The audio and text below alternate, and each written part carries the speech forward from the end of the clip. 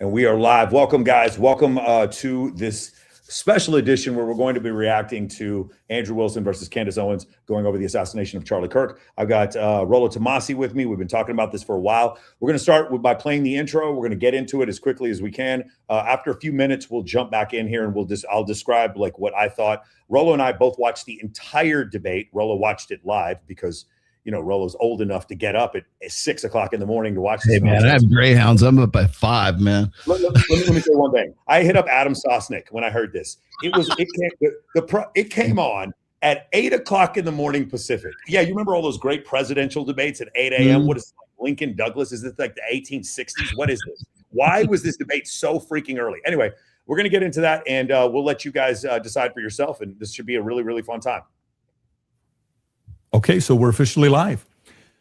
Candace, Andrew, good to sit down here with you, talking to you guys about the conversation that I think started with you being on Joe Rogan when you said, hey, I'm offering $300,000. And for the audience watching this, you have to know when you see this final product, there's a lot of stuff that happens behind closed doors. There was still communication till midnight, even some of the stuff this morning. It's like you're trying to sell a company. It's the last 24 hours that the deal doesn't work out, but kudos to the both of you guys that you made it work. The topic of discussion today, how this got prompted is, Andrew, you said there's overwhelming evidence that Tyler Robinson shot and killed Charlie Kirk. And Candace. Okay, real quick. This is one thing I want to go over because there's two different things going on here.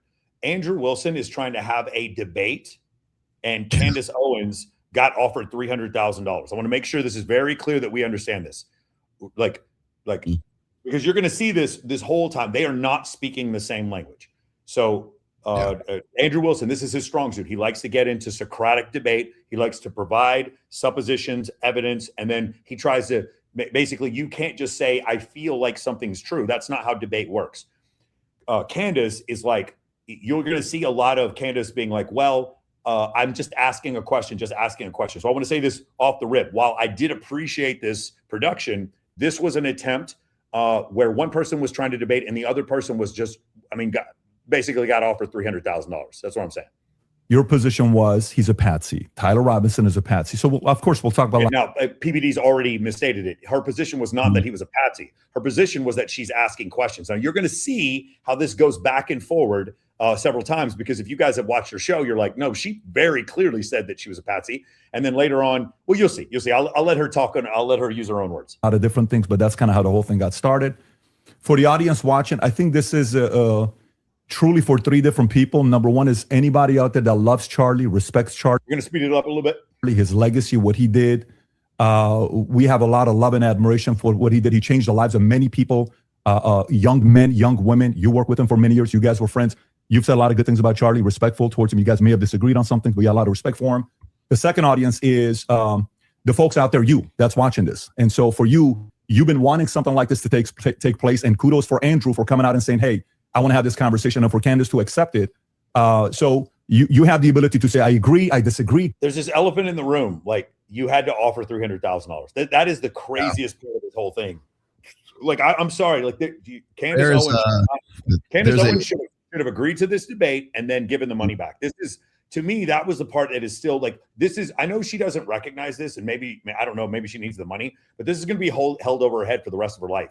Because the thing is, it's one thing for him to offer $300,000, but then she accepts it, and then after the debate, she doesn't she keeps the $300,000, which is really, really shady to me. Because now it's like, well, this was Socratic debate. He had to pay you just to debate you. Like, that was the part that was comment to all the stuff that you're doing online, and if you want to see more of these things, any of the three channels, subscribe to him. The Candace Show, The Crucible. I'm sure some of the people from Crucible are watching as well, and the PBD podcast. The more you subscribe to this, the more we're able to deliver these types of conversations. Yeah, people are like, she would. I see all these other people like standing up for Candace. Listen, I understand she would debate other people for free.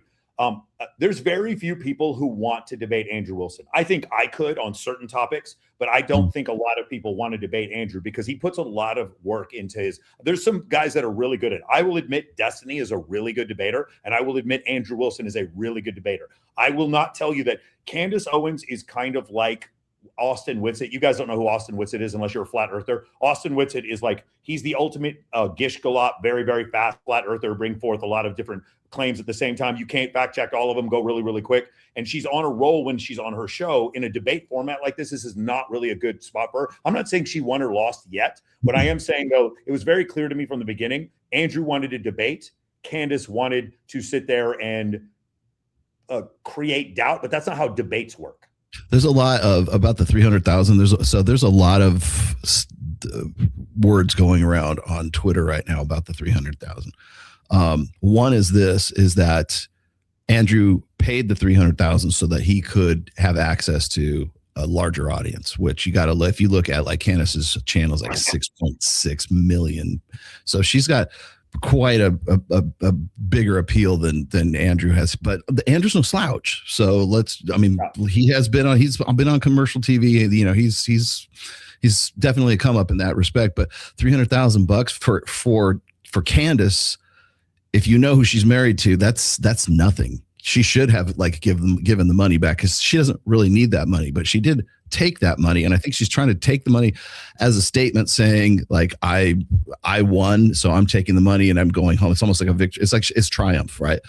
The other thing is that and I don't know how this would work, but there's rumor that if she takes the money and she keeps the money, then TPUSA has a lawsuit against her for libel or defamation or whatever when she starts talking, if she says anything, because now she has taken money to talk about her conspiracy theories about the death of Charlie Kirk, which of course, obviously TPUSA has a vested interest in his reputation, right? So it's defamation or libel if she definitively accuses her, Erica Kirk, of a crime, which depending on which clip you listen to, it sounds to me like she does.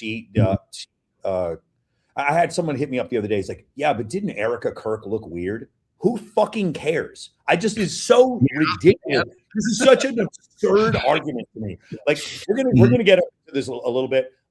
Be forewarned, because I'm on a debate spree. I've got another one coming up here in a little bit. I'm going to be doing a lot more of these. Jubilee has reached out to me. Hopefully I can get on something with them. But I just be forewarned. When you come into a debate, you don't get to say, well, this was my position, but I'm not really sure. I'm just asking questions. Then don't debate. Then don't take the 300,000. So that's the only thing. But anyway, I'm being too biased here. Let's keep going with let's keep going with what we're talking about here, because there's so much great stuff and there's so many great lessons to learn here. To you.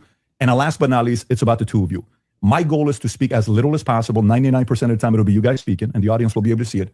If I jump in, just so everybody knows, on the back end, both have agreed. In the back, there's 3 people representing Andrew and 3 people representing Candace to do fact checking. So at any point, if somebody makes a claim, the other can say, can we fact check this? I can jump in and say, fact check this. Even the folks in the back can say, fact check this. So it is a very fair conversation that we're having here. And so with that being said, kudos to Michael Knowles. Your name was mentioned a lot. You missed out right now. The last 10 minutes, we talked about you. There's a lot of love and respect here mutually from both parties, all 3 of them here. And then, of course, the great Joe Rogan that started this conversation. And he also volunteered, but it ended up being this format that we have here today. So with that being said, Andrew, your claim is overwhelming evidence that Tyler Robinson killed Charlie Kirk. Opening statements, opening comments. Sure. And what I mean by overwhelming is hey, real quick, I'm looking in the chat and I see a lot of people that are Hey, oh my God. Hey, bro, what's going on, man? Hey, Andrew, what's Hang on, I can't hardly hear you guys. 1 second. Let me figure out how to get you on speaker. Okay. Who's that? That's Rolo Tomassi. Hey. Yo, what up, Rolo? Hey, What's going on, man? Give me a second, man. I'm trying to figure out how to fucking hear what you guys are saying. I'm out in the hotel lobby right now. 1 second. Okay. Love it. All right, we'll let Andrew jump back in here, but we're going to go over this just a second. I just wrote Andrew a little while ago. I know Rolo did too. So let's. I texted him. I just gave him a text. So. All right, let's keep this going here until Andrew jumps back on. find it very convincing. I think that's what most people mean when they say overwhelming evidence. So I have a brief opening statement. On September 10th, 2025, Charlie Kirk was murdered. Many of you already know a lot about the events which occurred after Kirk's death. You remember the ghoulish laughter, celebrations, and madness we saw from leftists all over, from TikTok invasions, debates, posts on social media, destruction of memorials, and things like this. Within weeks of Kirk's death, a cottage industry began to form, peddling various alternative theories on how he died. What special interest may have killed him, what nations were involved, and was our own government one of them? Because this was the first nationwide traumatic event in Gen Z's lifetime, the demand for answers was severe and palpable. The leading theory from the conspiracy verse is that Israel worked with the United States government to murder Charlie Kirk. Within a day or two of Kirk's death, Ian Carroll claimed that Israel killed Charlie Kirk, and the conspiracy caught on like wildfire. This theory was built on one misleading piece of evidence, that in his final days, on or around September 8th, Charlie sent a text message reading, "Jewish donors play into all the stereotypes. I cannot and will not be bullied like this, leaving me no choice but to leave the pro-Israel cause." This was sent in the context of a platforming dispute regarding Tucker Carlson. From this scintilla of misleading information, it was speculated that Israel killed Charlie Kirk because he would have successfully opposed the Iranian war. Now, that's a fun theory, and who doesn't like a good, fun conspiracy theory? I like them. But there is no evidence that Israel actually killed Charlie Kirk. And if Candace has some, I'd like her to actually show it to me. I'm open to suggestions, but to date, there hasn't been any. Hold on, let's let the guy in here right here. Andrew, what's going on, man? Can you hear us okay? All right, maybe I can hear you guys now. I'm hoping. Yeah, What's going on, man? Good. What's that? You hear good? us? Oh, you dropped out. Damn it. All right, we'll figure it out, guys. I promise you. If Andrew jumps back on, we'll sit there and talk about this real quick. That's what you get for not getting up in the morning, Mike. Rolo, somebody said we look biased. I'm like, no shit. Do we? No, I want to say something before. I'll bring this up. I'll bring this up to Andrew if he comes back on. Okay. This is kind of a similar thing, and I'm going to use this strange analogy. I debate a lot of like anti-evolution. Here we go. Here, my man is on here real quick. All right. Now I can kind of hear you guys. What's up, guys? Hey. Man. Thanks for coming. Tell me how you felt before and after. Just how you felt with preparation, because I know you put a lot of work into preparation. How did you feel before? What did you want to get through, and then how did you feel right after? Yeah, so the main thing was these guys framed this up like I was there to defend all of the state's evidence. Well, that's not it. I was only there to defend that I thought that the evidence that was there showed pretty, at least convincingly, that Robinson was likely the shooter. The main thing was, what's that? You didn't bring this up. There's his DNA on the fucking bullets. Yeah, I'm aware, but here's the thing. None of that even matters. That was never the goal. Good, how are you? Yeah, it's nice to meet you. Sorry, man, I'm on a call at the moment. Sorry, guys. Anyway, the point was to get to her claims. I didn't give a shit about anything else. It was to get to her claims and demonstrate to the world there's no evidence for any of the bullshit, and that's exactly what I did. Yeah, that was awesome, man. And then why was it so early in the morning? What's that? Why was it so early in the morning? It was the earliest debate I've ever seen. That pissed me off. So that was PBD and her. They wanted to do it super early. And I was like, man, I work at night. Like I usually don't get up before noon. And I've been working night shifts my whole life, by the way. Like I worked third shift my whole life. So like this is nothing new. I've always streamed at night. So what we compromised on, the latest I could get was 10. And I was just like, fine, whatever. The most important thing to me was just get in the room, show the world there is no evidence for these insane claims that this woman is postulating every single day to these Zoloft popping wine moms. That's the main goal, right? Just prove it, show it, give us the evidence. The whole world's watching. Where is it? They got nothing. Yeah. One other thing I do want to point out is the one piece of evidence she tried to bring was the idea of his DNA being degraded. The actual examiner who pointed out that his DNA was degraded also stated that that does not mean that he handled the weapon first or last. So I've seen some people try to act like that was a gotcha on her point. That is not scientifically, that is not correct. Well, not only that, there was another problem with that. We were waiting for the fact check to come up. They didn't allow us to pull the fact check up on that. So our fact checkers did pull that up so that I could read it off. But we only got to pull up 4 of the fact checks. And that was PBD's choice, is what I was told later. I'm not putting that on Candace, to be fair.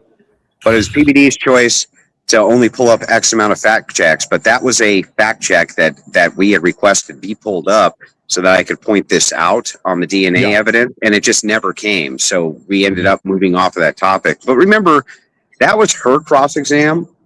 So that you guys understand, when Candace sat down, she said, and remember, I was supposed to get as much time as I wanted to question her, right?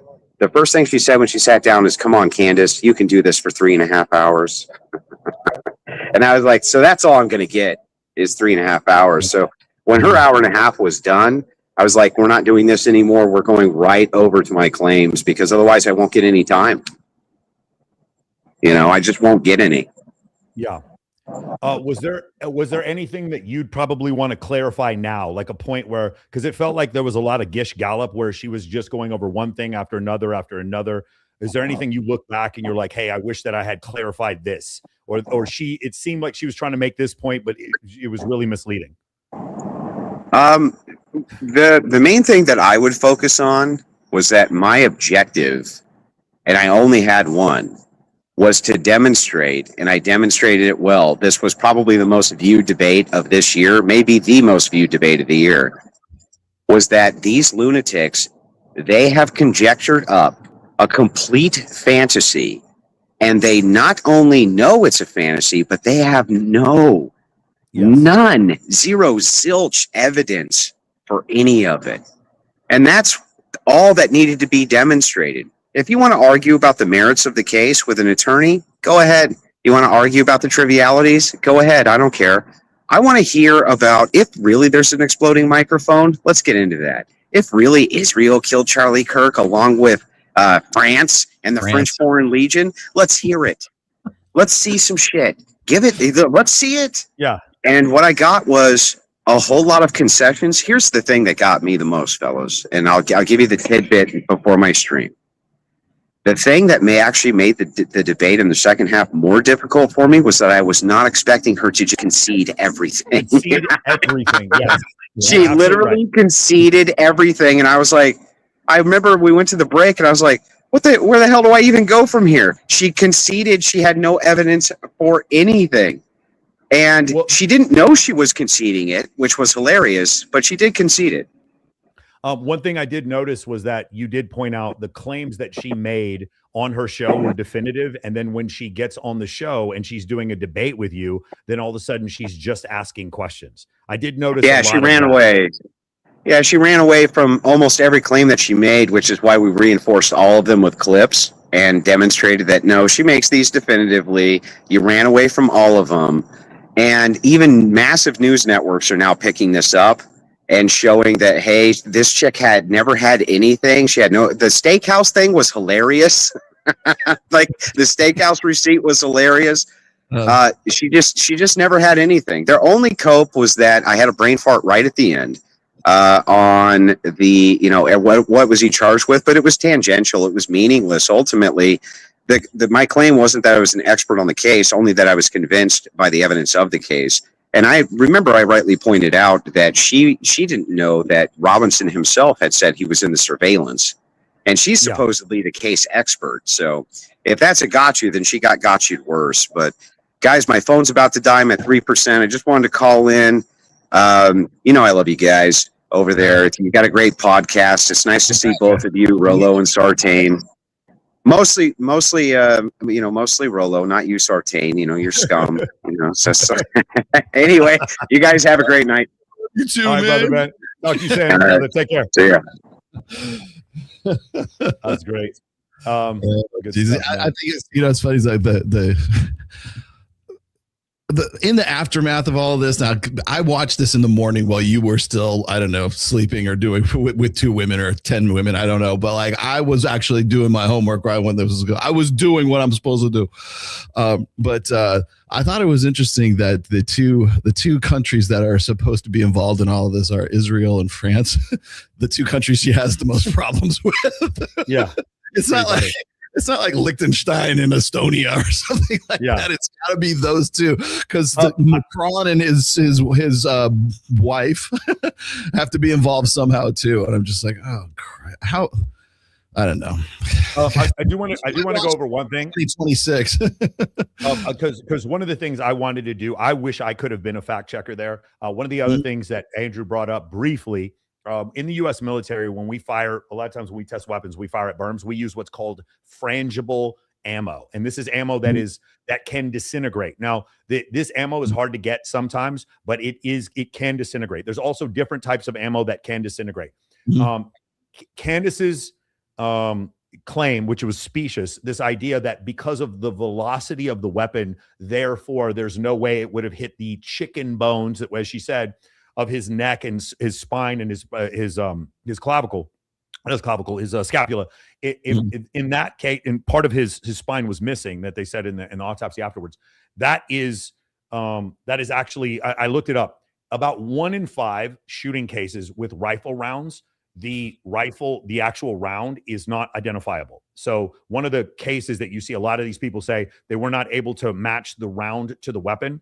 That happens about, on estimation, about 20% of times in criminal cases when they try to find that, because and a lot of people just don't understand basic physics. When I'm firing a bullet out of a gun, I'm going maybe 900 feet per second. In this case, this gun in particular, we're going about 2,700 feet per second. And so the bullet, it's also pointed. The bullet, when it hits an object, it's hitting with so much force, it's going to destroy the object it's hitting, but it's also going to destroy itself. I mean, we can even see this in JFK. We've seen deformed bullets that happen all the time. So the idea that the bullet was not identified because of you couldn't match the striations from the barrel to the bullet. This is just this is what's called a specious argument. It's something that seems like it could be true, but it isn't. It's actually misleading. It's actually pretty common for this to happen. So the idea, it actually depends on the quality or the make of the actual slug, to the rifle round, to determine whether or not it would have disintegrated or at least been deformed enough to not be able to be identified. So this is another very specious claim, along with the idea that because the DNA was degraded, therefore that means he touched it first. No, there is no scientific evidence stating that degraded DNA, which could happen because of heat and humidity. And Andrew's point, again, is the same point. It's always been the same point. It's not that what she's saying, she has no evidence to support what she's saying. She brings up what she called, actually, I'm going to get off my soapbox right after this. There's 3 points of evidence. They're not really points of evidence, but there's 3 things you can bring up. One of them is proof. Proof is I just saw the person with my own eyes. Proof is I know gravity is real because I threw something off a balcony. That's proof. Proof is I try something a million times. It works every single time. That's proof. Okay. Then there's evidence. You can have different pieces of evidence that can lead to a conclusion, but that piece of evidence is not in itself proof, because the piece of evidence only has one perspective. So, for instance, the idea, yes, you were at the house at the time of the murder. That's evidence, but that isn't proof that you committed the murder. Okay. Then there's another thing called data points. Data points are, would be below evidence. A data point would be like, well, isn't it funny? I get this with flat earthers a lot. Isn't it funny that the map for the EU, or not the EU, what's it called? United Nations is the same as the flat earth map. That's a data point. That is not even evidence. There's nothing. Right. And then there's the last part, which is conjecture. Candace lives in conjecture. Candace lives in this ocean of conjecture. Defines her. Calls it evidence and proof. I just want to make sure, like, if you guys want to explain the whole debate away, Candace lives in a debate of conjecture, and then she explains it like it is proof or evidence when she's on her show. When she's not on her show, then she does a little shrug emoji. I'm just asking questions, guys. I'm just asking questions. That's not how debate works. I've had guys do this before, where they'll come and we'll have 3 debate points, and they'll say something, whatever the debate point is, such and such happened at such and such time. And then later on, they'll be like, I'm just asking evidence. No. Not debate. A debate, you don't get to do that. In a debate, you took that position, so now you have to defend that position. What Candace did is, whenever she couldn't defend the position, she did the shrug and she goes, I'm just asking questions. Anyway, we're going too far into this. Is there anything else you want to go over, Rolo? I was going to say there was this technique that was used it was back in like the early 2000s by like a lot of the Fox News hosts, and they would say, some say, and then they would make their statement, right? It's basically it's a logical fallacy. It's an appeal to like popularity, right?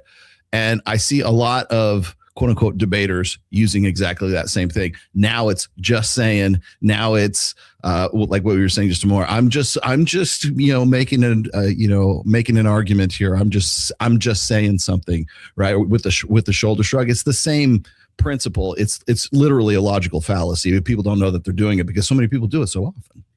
Yep. All right, let's get back into this. There's so many things to go over here. Let's keep up with this. There is, however, tons of evidence that a leftist killed Charlie Kirk, just as Charlie feared they would. I believe Charlie Kirk, and I have the receipts.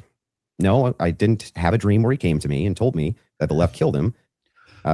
Regardless of what you guys think about Candace and her evidence or lack of evidence, she did say that. She said, Charlie Kirk came to me in a dream, and that resonated with her audience, which tells you about her audience. It's such a strange thing to say. No, he didn't come to me in a dream and say, Candace Owens betrayed him. That never happened. In fact, I don't need dreams of any kind because I hold in my possession never before seen messages from Charlie Kirk to his security team on September 9th, 2025. I'm going to share the message with you today, which is the first time this information's ever been publicly revealed. On September 9th, Charlie's security team wrote to him, yes, law enforcement has been fully supportive and agreed to a security plan and posture. Tomorrow's event will be covered by both my team and the campus PD. If additional support is required, patrol units will be available. I have 11 on site. Charlie responded with this, okay, great. Remind them that they are there for one person's security only, because I'm somewhat worried the left is trying to kill me. That was a message sent September 9th. Whatever could he have meant by that? Well, I think he meant exactly what he said, that he was worried the left was going to try to kill him.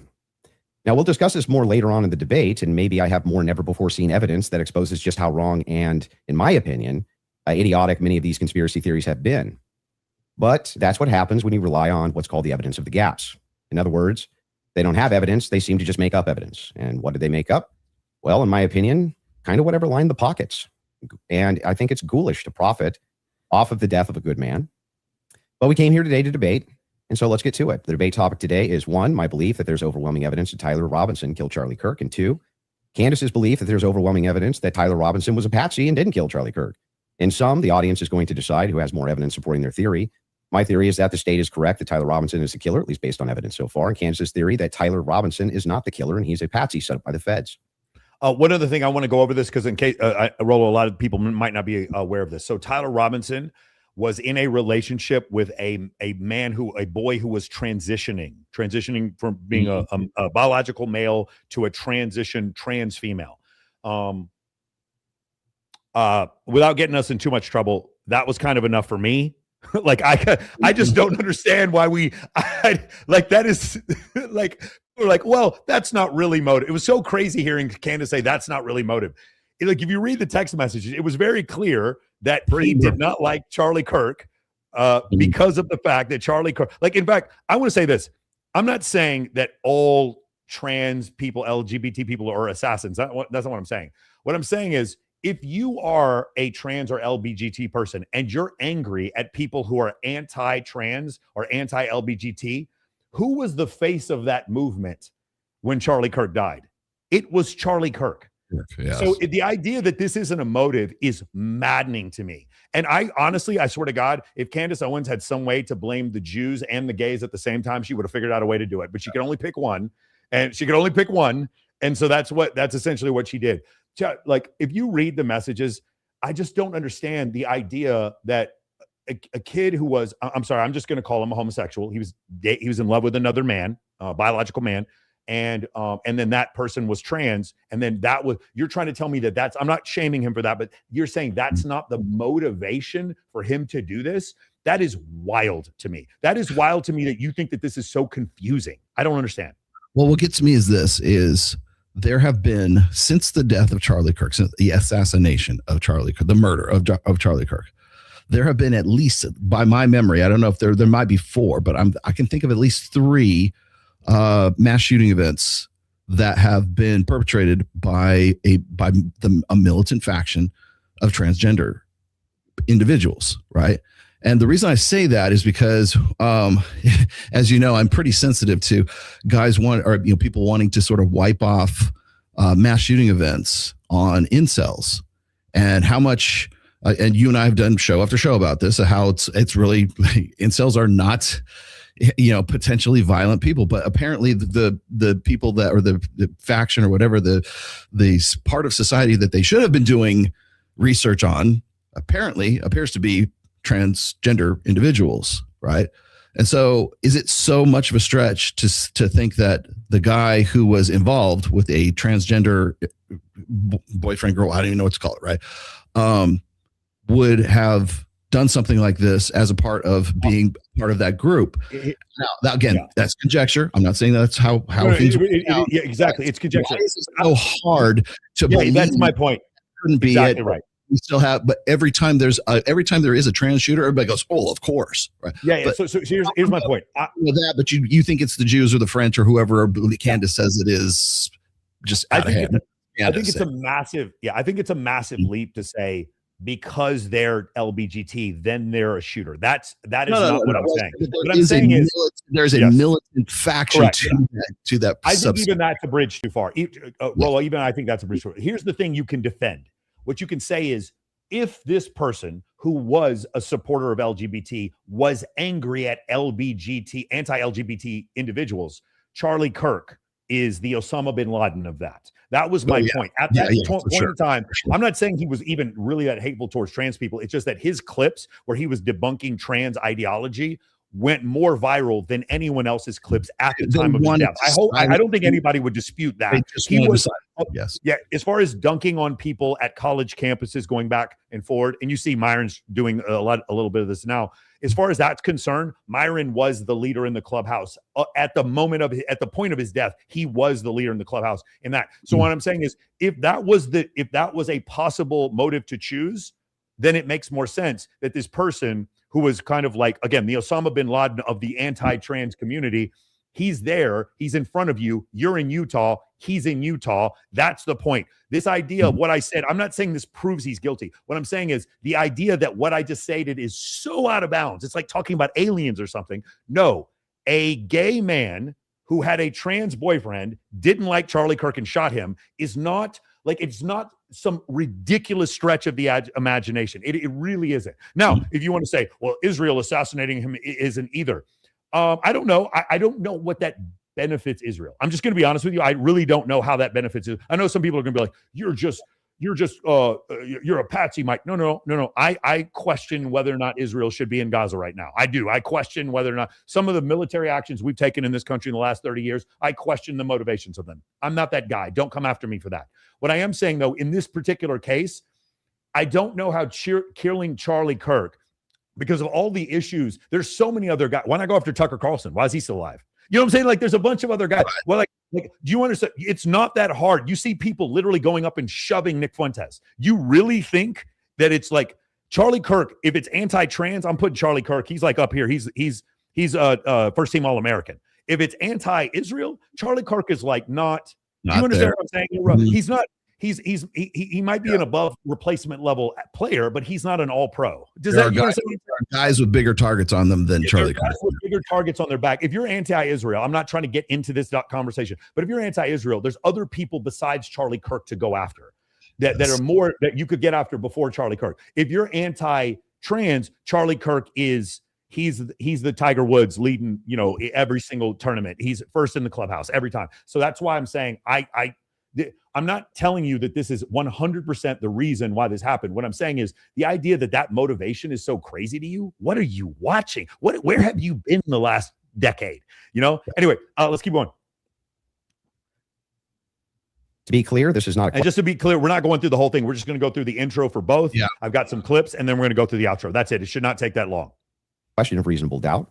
If it was reasonable doubt, and that's all it was, and that's all Candace was proffering, I wouldn't even be here having the debate with her. It's fair to have doubts, as a trial has yet to occur, and the state hasn't even begun to try to prove their case beyond a reasonable doubt. But Candace makes a more forceful claim. She claims that there's more evidence that Tyler is not guilty of murder and was set up as a patsy than there is for the state's case. And I just think that that's absurd. And she will not be able to demonstrate that in any way. In fact, she has almost no real evidence at all of her theory, whereas my theory is supported by compelling witness testimony, physical evidence, multiple confessions, all of which are independently compelling, but which are even more convincing as each piece of evidence corroborates the others. You'll notice the term overwhelming was included in both theories. This is because Candace demanded I defend my use of that term, which I think is fair, in describing the evidence against Tyler Robinson. She, on the other hand, only wanted to defend her theory as merely viable. That is, until I showed her clips in which she said she believed the evidence of her theory. There you go. What he just described is the whole entire debate.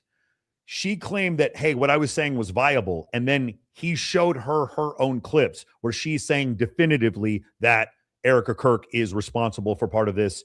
France and Israel is responsible for part of this. And Tyler Robinson 100% did not do this. So it's one of these things where you know, you like a dude is talking shit to you in the yard, and then you go up and you face him face to face, and then all of a sudden he kind of backs down and he goes, "Hey man, I was just screwing around." No, keep that same energy. Like what he was asking for Candace was keep the same energy that you have on your show, keep that same energy with me right now during this debate. And Candace did not do that. Candace actually was like, "I'm just asking questions." No. Then don't. If Candace is like, "I'm not really sure what happened and I'm just asking questions and I don't really have any evidence to support what I'm saying," then it just looks like you took $300,000. It looks like you just took $300,000. Do you see what I'm saying? It looks like, look, where's the opposing debate points? I understand why you want to question some of these things. One of the strangest questions I thought she asked was this confession. It looked too confession-y. The confession looked too good. That's not. Do you guys understand? Please, I'm just asking you. I know how much you guys love Candace Owens.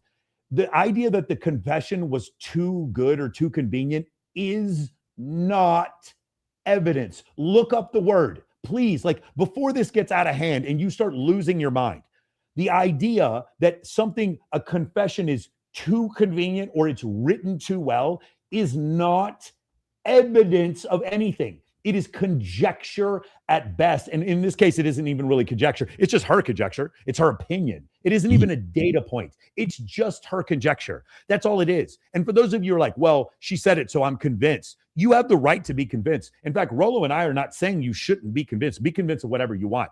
But understand that you are convinced in spite of the evidence showing that Tyler Robinson did indeed kill Charlie Kirk. You can be convinced of anything you want. It's a free country. That Tyler Robinson's a patsy was supported by overwhelming evidence. Only then did she agree to defend that position. Regardless, we're both defending the claim that there's overwhelming evidence on our side, so it's worth defining that term. When I say the evidence against Robinson's overwhelming, all I'm saying is that I mean that as of right now, I find it very convincing. I see almost no evidence at all, only speculation on verified claims and suggestions of things that could merely be hypothetically possible. Dreams, vibes, feelings, things like this. Almost done, by the way. I have no problem defending the state's case and welcome Candace bringing up any challenges she would like. But if I'm honest, the reason I was willing to pay the $300,000 for this debate was to finally have a chance for someone to demand Candace be held accountable for the unbelievable theories and claims she's been making. Candace's investigation is indistinguishable from a leftist operation. She couldn't be doing more damage to the right if she were trying. She uses her considerable platform to relentlessly attack one of the most influential conservative outreach organizations for young people. And she's making a mockery of the online right-wing commentary class. She's harming Republicans in an election year by dividing them. She's attacking the very organization Charlie spent his life building. And she's attacking the people he loved, including his wife. And it cost me $300,000. But today, I hope that she finally answers for some of that. Okay, I want to say a couple things because I'm reading the chat. And some of you guys, I don't know if you have brain damage or what the whole deal is. Number one, I already answered this. The amount of joules or force that is produced from the rifle is a separate argument from the fact that the round can be disintegrated. Don't ask me. Just look at it's so crazy. Like these people who keep making these assertions are like, there's no way that the bullet would have disintegrated. Yes, there is. There's tons of evidence to show that it could be disintegrated. That's the first thing. And then the second one was, oh God, what was the other one? There was another, there was another one that somebody made, another ridiculous claim. But yeah, so Tyler did this all by himself. What was it? Oh God, where is it? Oh, I lost it. Okay, cool. Yeah, Tyler did it. No help, right? Tyler, right? He looks like a real. Okay, here we go. This is one right here. I want to show you this because I want to display a little bit more ignorance. Yeah, that Tyler did it. No help, right? Haha. By the way, it's RIGHT. You can actually spell check these before you do that. I promise you they'll let you do that. Tyler Robinson looks like a real man who can become a sniper just like that. Right. Okay. So let's go over something real quick. Okay. Tyler Robinson was aiming for what? What was he aiming for, Rolo? For Charlie. No, probably Charlie. Let's be more specific. Let's get down to probably his head. Probably his head. Probably his head. Probably his head. Mm-hmm. What were they aiming for in Pennsylvania with Trump? What was he aiming for? Well, yeah, exactly his head, because remember, clipped by the ear. So when you are firing and you want to kill someone, like definitively kill someone, you are going for center mass of the skull. Mm-hmm. Tyler Robinson missed. He missed. Yeah. You guys are kind of like, oh, he was incredible. He was incredible. He was a sniper. Yeah, you're saying that he was a sniper. No, bro, he missed. It actually proves my point. Nobody is firing deliberately to hit the left side of the neck. There's a chance. I know it's a small chance. There's a chance it just hits flesh, comes out, and they're able to stop the blood. It's a very small chance, by the way. He's most likely going to die. But in order to ensure brain death and to ensure death, you go center mass for the head, which tells me that Tyler Robinson probably didn't establish bullet drop, because I think bullet drop at 140 yards. By the way, somebody else said this is not a good space for us, me and Rolo, to talk. Motherfucker, I was in the military and I study physics and I debate for a living. So you can keep your stupid fucking opinions to yourself.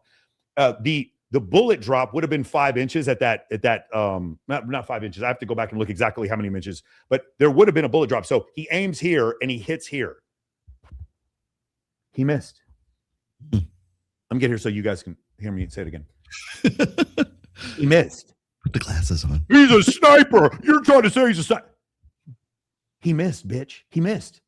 He wasn't aiming for the guy's left side of his neck. He was aiming for center mass of his head. Whoever it was, whichever ghost organization, alien species, fucking energy weapon, or Israeli operative you think shot him, he missed.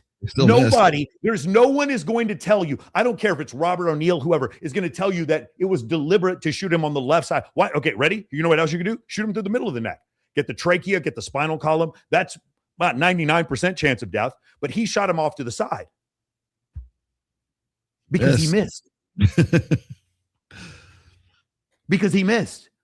Okay, one other thing, I'm gonna open this up. I was gonna end this after like 90 minutes. Fuck that. You guys are sitting there talking trash I'm not Candace Owens. I'm not running for you. What we're gonna do is we're gonna cut off at the end of this. We're gonna cut off YouTube, and all you people talking this trash about how stupid we are. You're welcome to come on. I'll do Twitter. I'm gonna do Rumble, Kick, and X, and I will be glad for free. You don't have to pay me $300,000. I will beat the shit out of you and embarrass you live on fucking Rumble and Kick anytime you want. I'm not even saying Tyler Robinson killed Charlie Kirk. What I'm saying is the evidence right now shows that he did. And the idea that this specious woman comes out there and says, what are the chances that Tyler Robinson killed Charlie Kirk? I think it's 0%. Bro, you have been kicked in the head. Bro, by bro, I mean you, Candace Owens. Thank you, Andrew. Candace? Did you get it out of your system? I did. Okay, great. Well, I'm not going to waste time with the preamble because I think I just want to get to the subject. Get it out of your system one more time, bro. Like, she thinks she's intimidating someone. And by the way, one other thing I want to point out. Andrew Wilson, he was tapping his leg because he was nervous. He was nervous. He was nervous. Bro, do you understand how early in the morning? I wake up at noon or 11 a.m. at like the earliest. I work nights. The idea that you want me to get up at fucking 7 o'clock in the morning to do this. Do you have any idea how much caffeine I would be on? I would be on 200 milligrams, 300 milligrams of caffeine. I'm surprised he wasn't jumping up and down. I promise you he was drinking a shit ton of caffeine before this happened. And I will just speak to the audience. I've obviously had an audience since we've been covering this case. People know that there was a personal friendship between me and Charlie, and diminishing the pursuit of something that makes sense regarding what happened on September 10th. By throwing it to, this is just people who are conspiracy theorists. These are people who are just trying to generate clicks. I don't think that people should be satisfied by that. I don't think people should be satisfied the fact that you needed to make this about you. That is, by the way, for those of you who don't know, that is all this is. Candace Owens has taken this opportunity to make this about her, because she had a friendship with him, to make it about her. Remember that it's important to think we've been lied to by the government a great many times over, just the last couple of years, if you just think of the things that we've learned about our government. And I do want to say this, what's been the most disturbing element, I think, for everyone is that not only does the narrative not make any sense, which I'm going to demonstrate, I need to waste time with the preamble going through the points or trying Okay, one more time. For those of you who are like, no, Candace won. She said, I'm going to demonstrate. She said in the beginning of this debate, I got her on camera here saying, I'm going to demonstrate this makes no sense.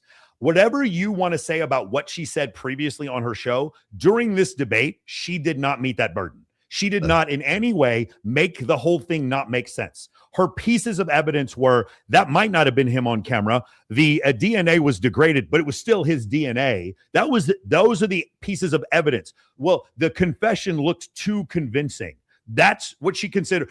From those things, she's trying to tell us that she made it seem like this made no sense. I can understand for her having doubt, There's a big difference between doubt and saying this made no sense. She did not meet that burden of proof in any way. Insult you or pretending that I've been running the podcast saying it's just dreams and vibes, like I'm Miss Cleo, and that's the reason why it's taking so many influencers. It looks like no, but it is one of the things you did say. You did say Miss Cleo. You did. I'm not saying it's the only reason, but it is. She did say it. $1 industry of influencers to dispute everything Candace says is not because I'm on my platform saying I had a dream last night. I don't think I think that diminishes you as an argument. Obviously, we have presented a lot of evidence. You just presented a text message and said this is evidence. Well, that's how this entire thing began. You're talking about how Israel got into the conversation. It was because immediately after Charlie died, one of the first things we saw was this push to make us all think and remember how much he loved Israel. It's because the prime minister of Israel, who's fighting like a 27 front war, felt that he needed to come do a little mini tour and to be strangely to state that I did not kill Charlie Kirk, when nobody was having that thought that I can remember. Wait, hold on. Nobody was having that thought? Again, guys, I thought it was dumb as shit for Benjamin Netanyahu to make that video talking about we didn't kill Charlie Kirk, but I know why he made it. This is ridiculous, like utter. I wish somebody would just do a fact check on this. Nobody blamed Israel. People were blaming Israel 30 seconds after he was shot, bro. You are out of your mind. I'm not even saying Tyler Robinson killed him for sure. I'm not even saying that. But the idea that she's saying, well, he made that video and nobody was thinking that. What the fuck are you talking about? Nobody was going, I wonder if Bibi Netanyahu killed Charlie Kirk. Yes, they were. People were constantly saying that. And then we had a round of influencers who lied. Like literally saying that. That the idea that she said that no one was saying that. Again, it's a stupid thing. Obviously, if I'm Benjamin Netanyahu, I'm the leader of a country. I'm not going to respond to something like this. It's ridiculous. It was a very stupid move on him to do that. But regardless, it was just ridiculous. And said Charlie was not changing on Israel, that he wasn't having any disagreements regarding that topic, that the day he died, he just loved Israel so much. And I demonstrated via a text message, which you just mentioned, and you're now contextualizing and pretending it was just about Tucker Carlson, which is not true. It was a part of a broader shift that Charlie was having. Again, so it could be part of a discussion about Tucker Carlson and be part of a broader shift. And Charlie could have had a broader shift. But the broader shift is not, ready, wait for it. I'm going to use the word again because it's going to hurt some of your ears. The broader shift is not evidence that anything happened. It's I'm gonna do right here, conjecture. It's not evidence, it's conjecture. What she's doing, and I wonder, honestly, if Candace Owens actually watches like moon landing deniers and flat earthers to like come up with some of these ideas, because her argument style is exactly the same as theirs. She uses exactly the flat earth argument style. Last, I would say, actually, on your show, it began since October 7th, which is when I began asking myself more questions about Israel as well. And so, yeah, when all of these things happen, the immediate aftermath, and then I drop a text message after everyone is denying that, Tucker Carlson then comes out and confirms the conversations that he had with Charlie. Megyn Kelly then comes out and confirms the private conversations that she had with Charlie. People then begin to ask a reasonable question, which is, why are we lying about this? If they were forthcoming with that and they had said, hey, yeah, Charlie was starting. She used the word lying. She does not know, neither does anyone else, what Charlie Kirk in his heart of hearts believed about Israel or didn't believe, because I've seen evidence to both sides. No matter what you guys say. And by the way, why am I even bringing this up? I don't care. That doesn't change what Tyler Robinson did not do. To ask questions. I think after October 7th, it's reasonable that people are starting to re-examine our relationship with Israel. We wouldn't be here today. But it has been lie after lie after lie, debunk after debunk after debunk. Yes, I did share that I had a dream that Charlie was betrayed. It's not a dream anymore. It's a reality. I look at what the organization has become, the people that they are partnering with, the lies that they are telling. Let's do that part again. For those of you who are like, hey, I'm just asking questions. After debunk. Yes, I did share that I had a dream that Charlie was betrayed. It's not a dream anymore. It's a reality. What did she say? Well, it's a reality. I'm just asking questions, though. I'm just asking questions. It's not a dream anymore. It's a reality. A little bit of Candace Owens on her home turf came out there. She's the dude who likes to talk shit in class. And then once you get out in school and you guys are face to face, then they're like, yo, bro, I was just kidding. I was just screwing around. She doesn't keep the same energy on her show. She didn't bring it to this debate because she can't, because she understands in a debate, she loses. In a format or an arena of feelings then she wins. I look at what the organization has become, the people that they are partnering with, the lies that they are telling, the extraordinary people that they're sending out to say I hadn't speak to Charlie since 2018, and it begins to look like a conspiracy. And just as a historical fact, that entire term was created by the CIA to gaslight people after the assassination. Okay, so do you guys even need me to fact check this or not? The idea that the word conspiracy was invented by the CIA after it was the OSS became the CIA in 1947. Really, does anyone want me to fact check this? Because I will if you want. Do you understand how stupid this is? The idea that the ideas of conspiracy or conspiracy theorists was invented by the CIA. You guys know better than this, right? You know that what she's saying is not true, right? Or do you really need me to fact check this? Of JFK. So it's not exactly one that makes me nervous. Like calling somebody a conspiracy theorist is essentially saying. Why would it make you nervous? It made you rich. That they demand further answers and they're not accepting the Fed's law. So I'm grateful that you came today. I don't need to, like I said, take cheap shots and discuss your manner of debate or your strategy. And I'm also grateful that you shared. Okay, real quick. Michael, you're out of your depth discussing this. So I'm going to help you out here real quick because I understand. I'm just going to assume you just don't know and not assume that you're just a fucking idiot. Number one, I served 7 years in the United States military. 5 of them, I flew special ops. The other 2, I did counterintelligence. I also have a lot of firearms experience when it comes to this, and I have a lot of experience when it comes to physics. And I also am a professional debater. You are out of your depth as a YouTube commenter. I don't realistically, if you guys want to know why I take these on, I have a background in astrophysics as well. That's why I have these discussions. For those of you who just see me on my social media and you think that you understand what I do and do not know, no, you are wrong. And because you're wrong, your response is to say that we're out of our depth having this conversation.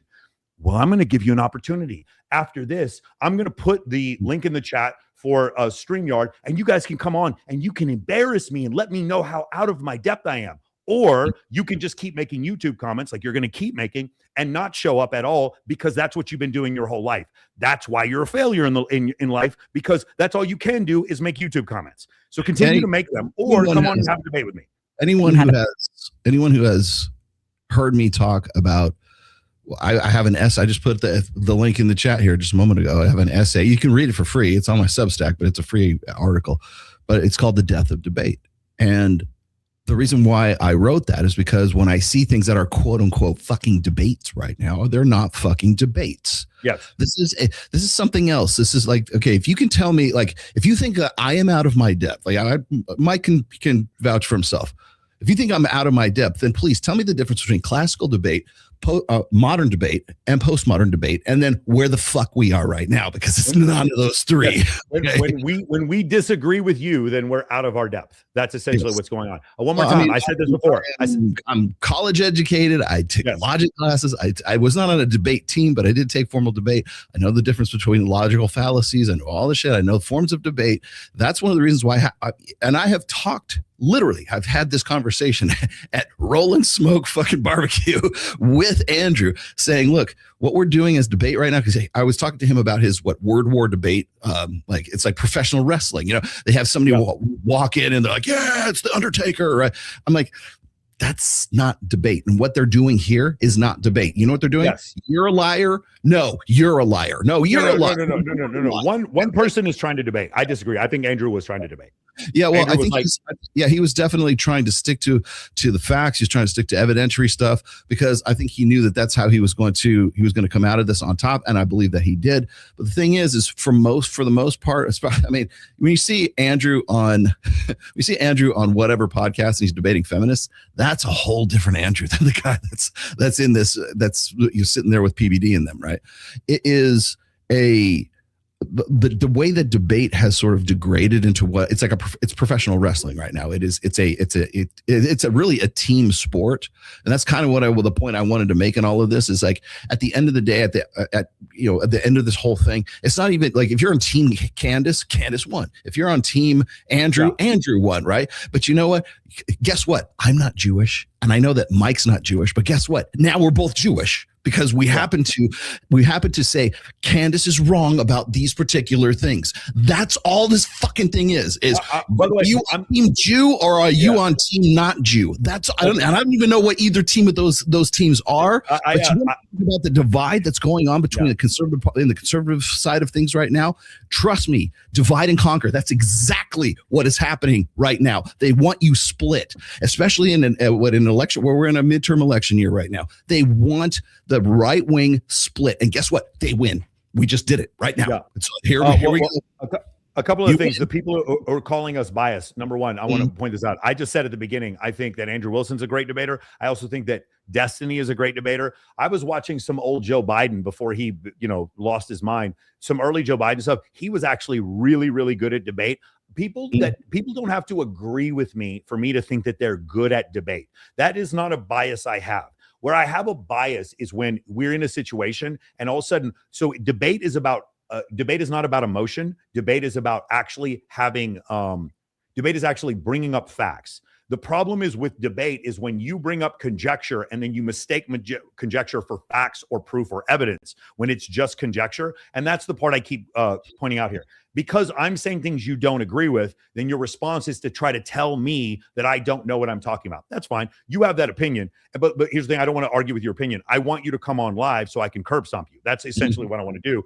So, and I'm going to ask you guys to do that here in a little bit. Once we're done with this, come on and let's try to get through this. We haven't even got to the clip. So let's try to get through this as quickly as we can. A text message today, because everybody watching knows that I have been demanding not a debate, just an open conversation with Turning Point USA. They should be here. It shouldn't be you in that chair. It should be the person that took Charlie's place. Maybe Erica Kirk, maybe Andrew Colbert. He's a spokesperson. So let me explain this to you as well. This is something, and by the way, I've actually had to I've called Rolo out on this as well. Sometimes we yell at academics on Twitter. Those academics are academics. They're not debaters. Okay. Rolo debates. I debate a lot. So for instance, I'll give you an example. If you were to take a flat earther versus like versus a regular physicist, the flat earther would win the debate every time you put a flat earther against a physicist, unless it's Professor Dave, the physicist is always going to lose. Because the flat earther understands specious techniques in debate to win the debate, but not the facts. So this is the part that we need to understand. I don't know who Turning Point USA wanted to put up against Candace Owens. What I do know is that Candace Owens is a talking head. She's there for debate, or in her case, she's there for conjecture. If Candace Owens wanted Andrew Wilson to stand up for them and be their advocate. This is also the reason you don't defend yourself in a murder trial. You hire an attorney. Your attorney is a litigator. The litigator is there for debate in jurisprudence. That's what they're there for. In this case, I think Turning Point USA should absolutely debate Candace Owens, but I think everyone should debate everyone else. The problem is someone can lose a debate because they're a bad debater and still be right. Let me say that a second time. I'll show you several flat earth debates where the guys debating that the earth was round lost the debate, but they were still correct. That's the issue here, is that somebody, and the other issue, I need to bring this up because this is another really big misunderstanding when it comes to debate. If I make an accusation, in order for you to defeat my accusation, it requires you to use 10 times as much effort as my accusation offered me. Does that make sense? If I go off and say, hey, why are you racist? This is something that happened to Rolo, some bullshit specious claim that Rolo had made a racist comment when he never did. When Rolo now has to spend 10 times. I had a racist alt account on Twitter. Yeah, for sure. Not so erudite and Destiny. Thank you. Yeah, so just utter it. And by the way, the Don Ozzy, not so erudite, shame on you, egg on your face. You turned out you were completely wrong about all of it. In order for you to defend an accusation, it requires 10 times as much effort. And by the way, this is what you'll see prosecutors in different precincts. They use this by putting a bunch of different charges. You might charge someone with like 96 felonies. Well, if you charge them with 96 felonies, it doesn't cost the state any more to charge them, but it costs the defense more to defend against each one of them. It takes more energy to defend an accusation than it does to make one. So in the way Candace works is accuse. When she has to defend, she's like, I'm just asking questions. And then it's accuse. Other people who don't clearly understand debate, which Andrew Wilson does, they're not going to be able to handle what Candace does.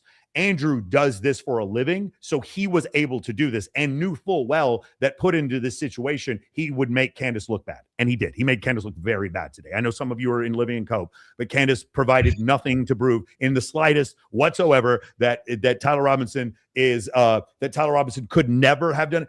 Candace Owens was supposed to prove today that Tyler Robinson could not have killed Charlie Kirk. I don't care how incredibly biased you are. You know she didn't do that today. You know deep down in your heart she did not prove that Tyler Robinson did not kill Charlie Kirk. You know she didn't do that.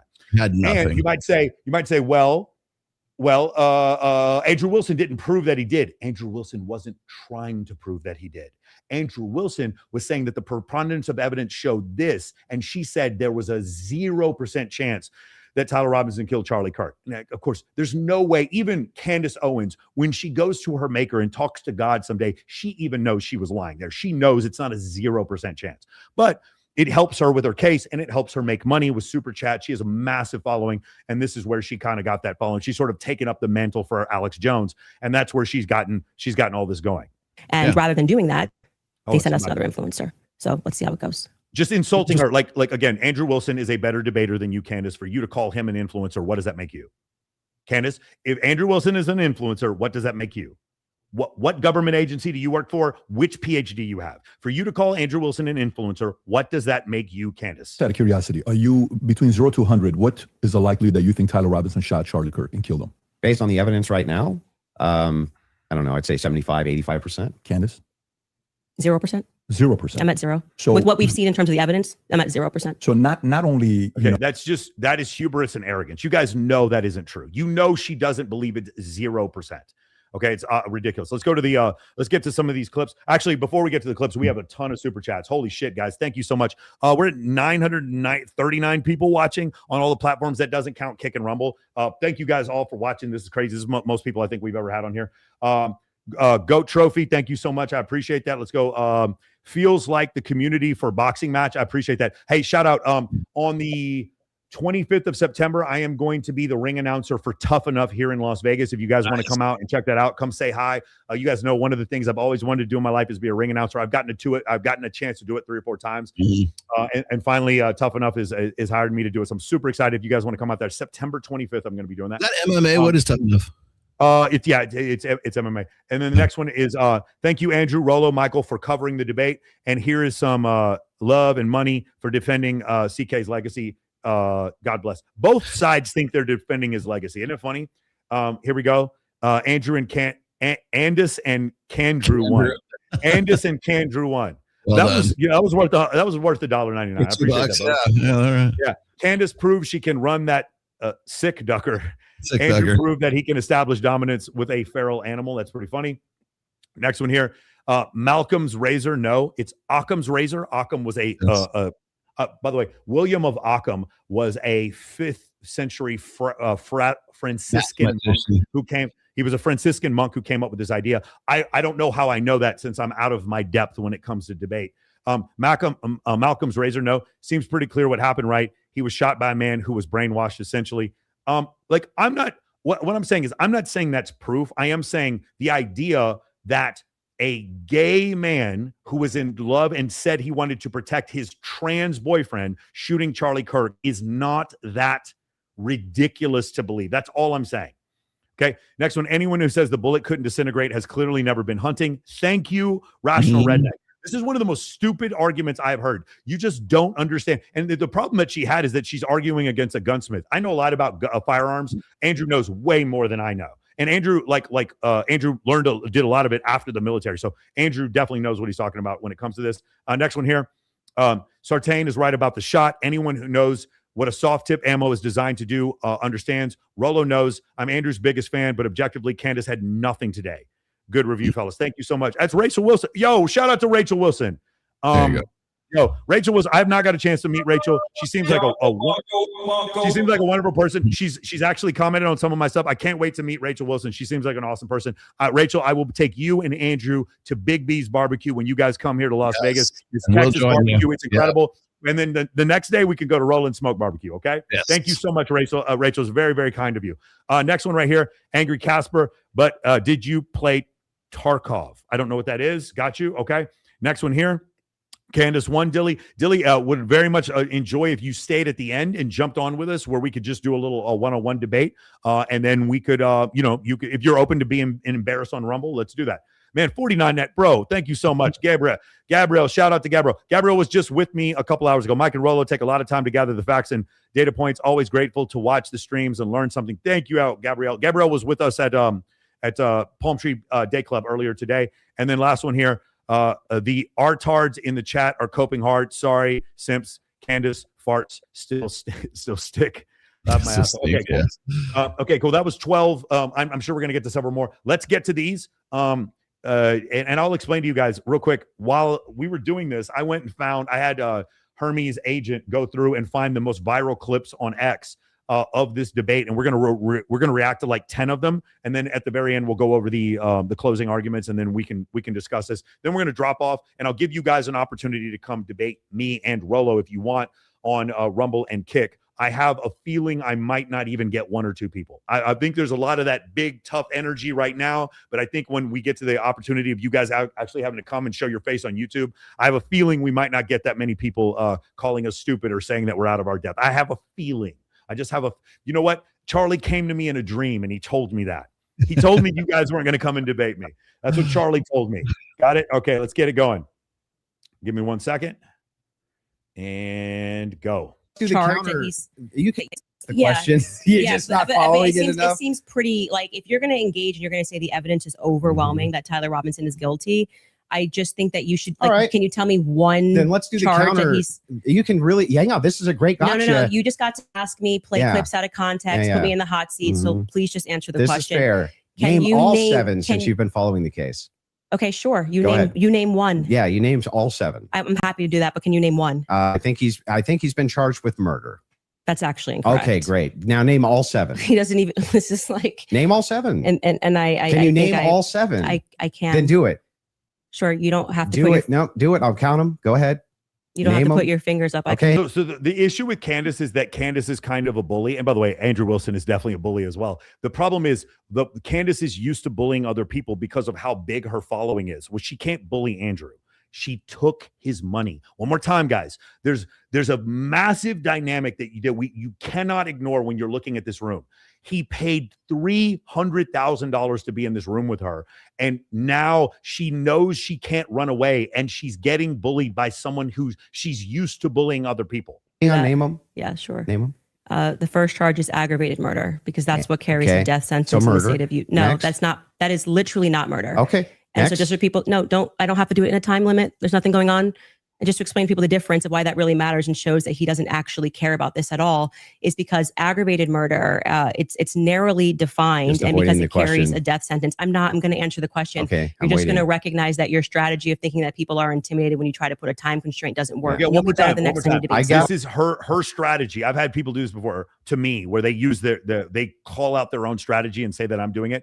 Her strategy in general is to do exactly what she's talking about. She tries to intimidate people. She's trying to intimidate Turning Point USA. I'm not saying Turning Point USA is good or bad. What I'm saying is this is a strategy she's very aware of, and now someone's using it against her. This is a situation where the first time her as a bully has had to deal with someone else who she's not going to be able to intimidate. I got it. Give me the other ones. The more you cut me off, the longer I'll take. Do you want to just wait for me to finish of why that's a big difference so that people don't walk away? No, I just want you to list the charges. Yeah, I'm going to do that. You just don't get to pretend that there's a time constraint for me to do that. Well, how long does it take you to list 7 charges? Because I'm speaking. You just got to. It sounds like you're just delaying it because you don't know them. I know all 7 of them. And I'm going to say again, because you're going to get embarrassed. You don't have to rush this. I'm also showing an example of a very flawed debate strategy. I am under no time constraint. I got one. Great. The second charge is the felony discharge of a weapon. The next 2 charges are for obstruction of justice. Okay. The next 2 charges are for witness tampering. And what's the specific charges, though? That is them. Obstruction of justice, obstruction of justice, witness tampering. Okay. And there's no other specifics to them. Well, I can tell you why he's being charged. No, just the charges and then 7. Yeah. See, the bad thing is when you try to be an a-hole and it doesn't work. What's the 7th? The last charge is violence in front of a minor. Okay. Got it. So then he's being charged with murder. You just say aggravated murder.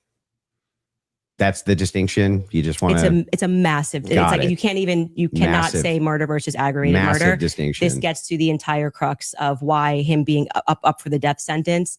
And I actually find the defense's filing about why this is not aggravated to be very compelling of why it's not aggravated murder. I actually think if the state was going to even try to pull this off, they should have charged him with just murder. And then I do also, again, want to stress to audiences that debate strategy, it's some sport. I think he thinks it's a blood sport. It's not. It's about being right and being principled when you're engaging. And what? Did she actually just say that out loud? It's about being right and being principled? Again, watch later on during this debate when she turns around and she goes like, I'm just asking questions. You can make mistakes. I make mistakes all the time, but at least be genuine in pretending that you care about this case enough to know one of the 7 charges that are up against Tyler Robinson when you say the evidence is overwhelming that he's guilty.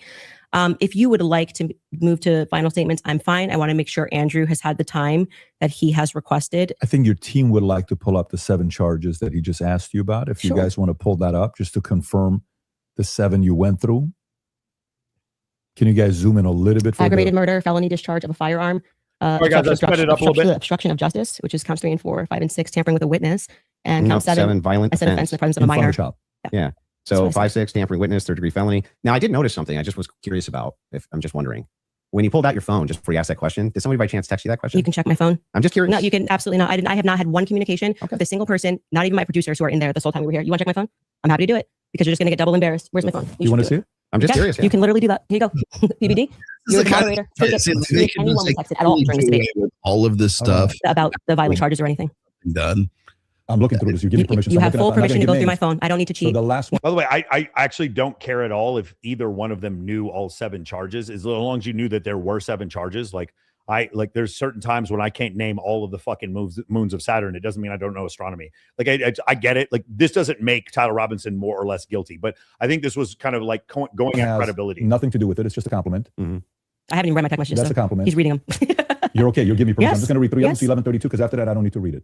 Okay, beautiful. Let's go to another one here, and then I got a question for you, Mike. So let me ask you this: going forward with whatever debate style this gets a name for, do you think that it should be allowed for people to have an iPad or something there to sort of look shit on the fly? Because it's the truth. I remember one time, do you remember that one time it was Destiny and me versus Ryan Dawson, and we were talking about the invasion of Ukraine. By the way, I'd like to point out every single thing I said in that debate, which was 3 years ago, every single thing I said that in that debate, I was completely correct. 100% correct. I said that they wouldn't take Kiev, and I was completely correct. Anyway, in that debate, Destiny had his iPad up, and to be fair, it wasn't Destiny's fault. Like, I know the entire American and Russian hardware structure. Apparently, I'm in over my head, but I actually know all the different Sukhois and MiGs, and I actually know all the T-90s and the different tanks that the Russians have. And so we were having this discussion, and I was going over which aircraft actually had the ability to carry nuclear weapons. I happen to know that memorized because I was a captain in the U.S. Air Force. But Destiny was looking stuff up on his phone. I think he was looking using early ChatGPT at the time. I don't care if you get it right. I don't care if the referee has to use replay. I don't care that the referee had to use replay. Just get the call right. I would love if it was nothing but fact checkers. I would love if it was a slow, boring debate where all they did was fact check each other. Why is that? Because I want to actually get to the truth more than I want to be entertained. And so that was the thing. To answer your question, 100%. Now, you want to know something funny? Jubilee debate. Mark Manson was allowed, you can look it up for yourself if you don't believe me. Mark Manson was allowed to keep paperwork in front of him and talk about studies. The debaters, the Manosphere debaters, were not. Call me out on that. Tell me I'm wrong. Tell me that I made that up. That is absolutely true. So in that case, yes, I want more facts. I want more evidence. In fact, I'm doing a debate against Alex Stein next Wednesday. And when I do it, there's going to be a fact-checking thing going the entire time while we're talking. During the entire debate. So what, do you not agree? No, I absolutely. There was a time I might have been a little put off by that, but my first experience, this is before I met you, but I was on with Adam Sosnick one time, and he brought on Ruslan, and Ruslan had people, in another room, and I know that he had him in there because Miguel was in there at the same time. I was with Miguel, and Ruslan was with his people. And what his guys were doing is they were feeding him data from like any time, like they were watching the show in the green room, and they would just like throw him stuff either on his watch or on his iPad. He wasn't even looking it up. He had guys that were already looking it up for him, so he could look as if he knew all this shit, but he was really just sitting there with an iPad with somebody else in the other room that was just basically feeding him data, right? Okay, fine. Had I known that was part of as long as everybody's upfront about it, yes, fine, no problem. Are we going to go in there without any device, any phone, any whatever, and see who can be the best debater based on their memory? Like, can you memorize this shit well enough? That's not exactly my point. Great point. But the thing is, that was one. The other time was when you and I were on whatever podcast, and I was sitting across from Farah at that time, and I had no idea this was going on. It's far. I had no idea. She was one of Destiny's proteges, and she was there as a sort of a ringer, and she really didn't know what to say. But comes to find out later on that she's there with her phone, and Destiny and his whole crew are feeding her information as it progresses.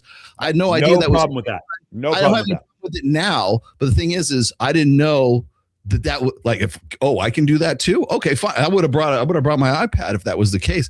I didn't really need it for that one, but the thing is like if everybody is above board with it, I think that's fine. And these two are, and I think that you're going to see going forward. I will bet you this. I think that we're going to have an app of some kind that's going to be a fact-checking app that will listen to the conversation as it transpires, and it will say, no, you're full of shit. No, you're full of shit. Or no, this corroborates this. This corroborates that. I will guarantee you that some time in the future, some smart motherfucker is going to go and make that app. It's going to be based on Hermes or ChatGPT or whatever. So that can do live and real. There's one that can listen to audio claims and then immediately fact check. Mm-hmm.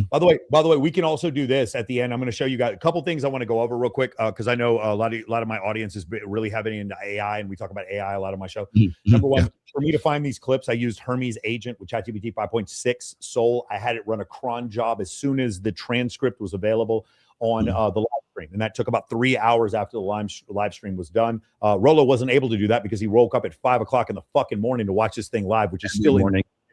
How early this thing was. That's the first thing. A couple other things. There's really, really great debate prep that you can do. You can actually use Opus 5, or you can use ChatGPT 5.6 Soul. You can actually create a markdown file with all of your opponent's debate points and then have it debate with you back and forth. I would also recommend Kimmy K5 is decent at this, not great. And Grok is not quite as good. Opus 5 is definitely the best when it comes to this kind of debate prep that you guys can do.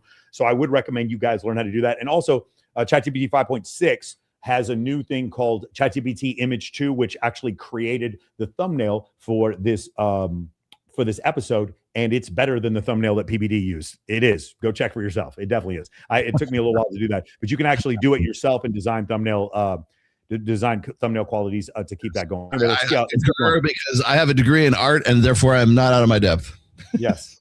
Is overwhelming evidence that Tyler Robinson killed Charlie Kirk. Opening statements, opening comments. Sure. And what I mean by overwhelming, we already went over this. These were just the opening statements. So we'll go to this next one. I hope you guys will bear with me. Let's go to the next one here. Let's see what's going on here. Curiosity. Are you between 0 to 100? What is the likelihood that you think Tyler Robinson? Okay, we went over this one as well. Cool. These were all in the beginning, so these are good. Let's go to this next one here, and let's see what we got here. How were you able to infer off of blurry staircase images that is Tyler Robinson? Yeah. So in that particular case, what you do is you take that evidence, you combine it with other evidence.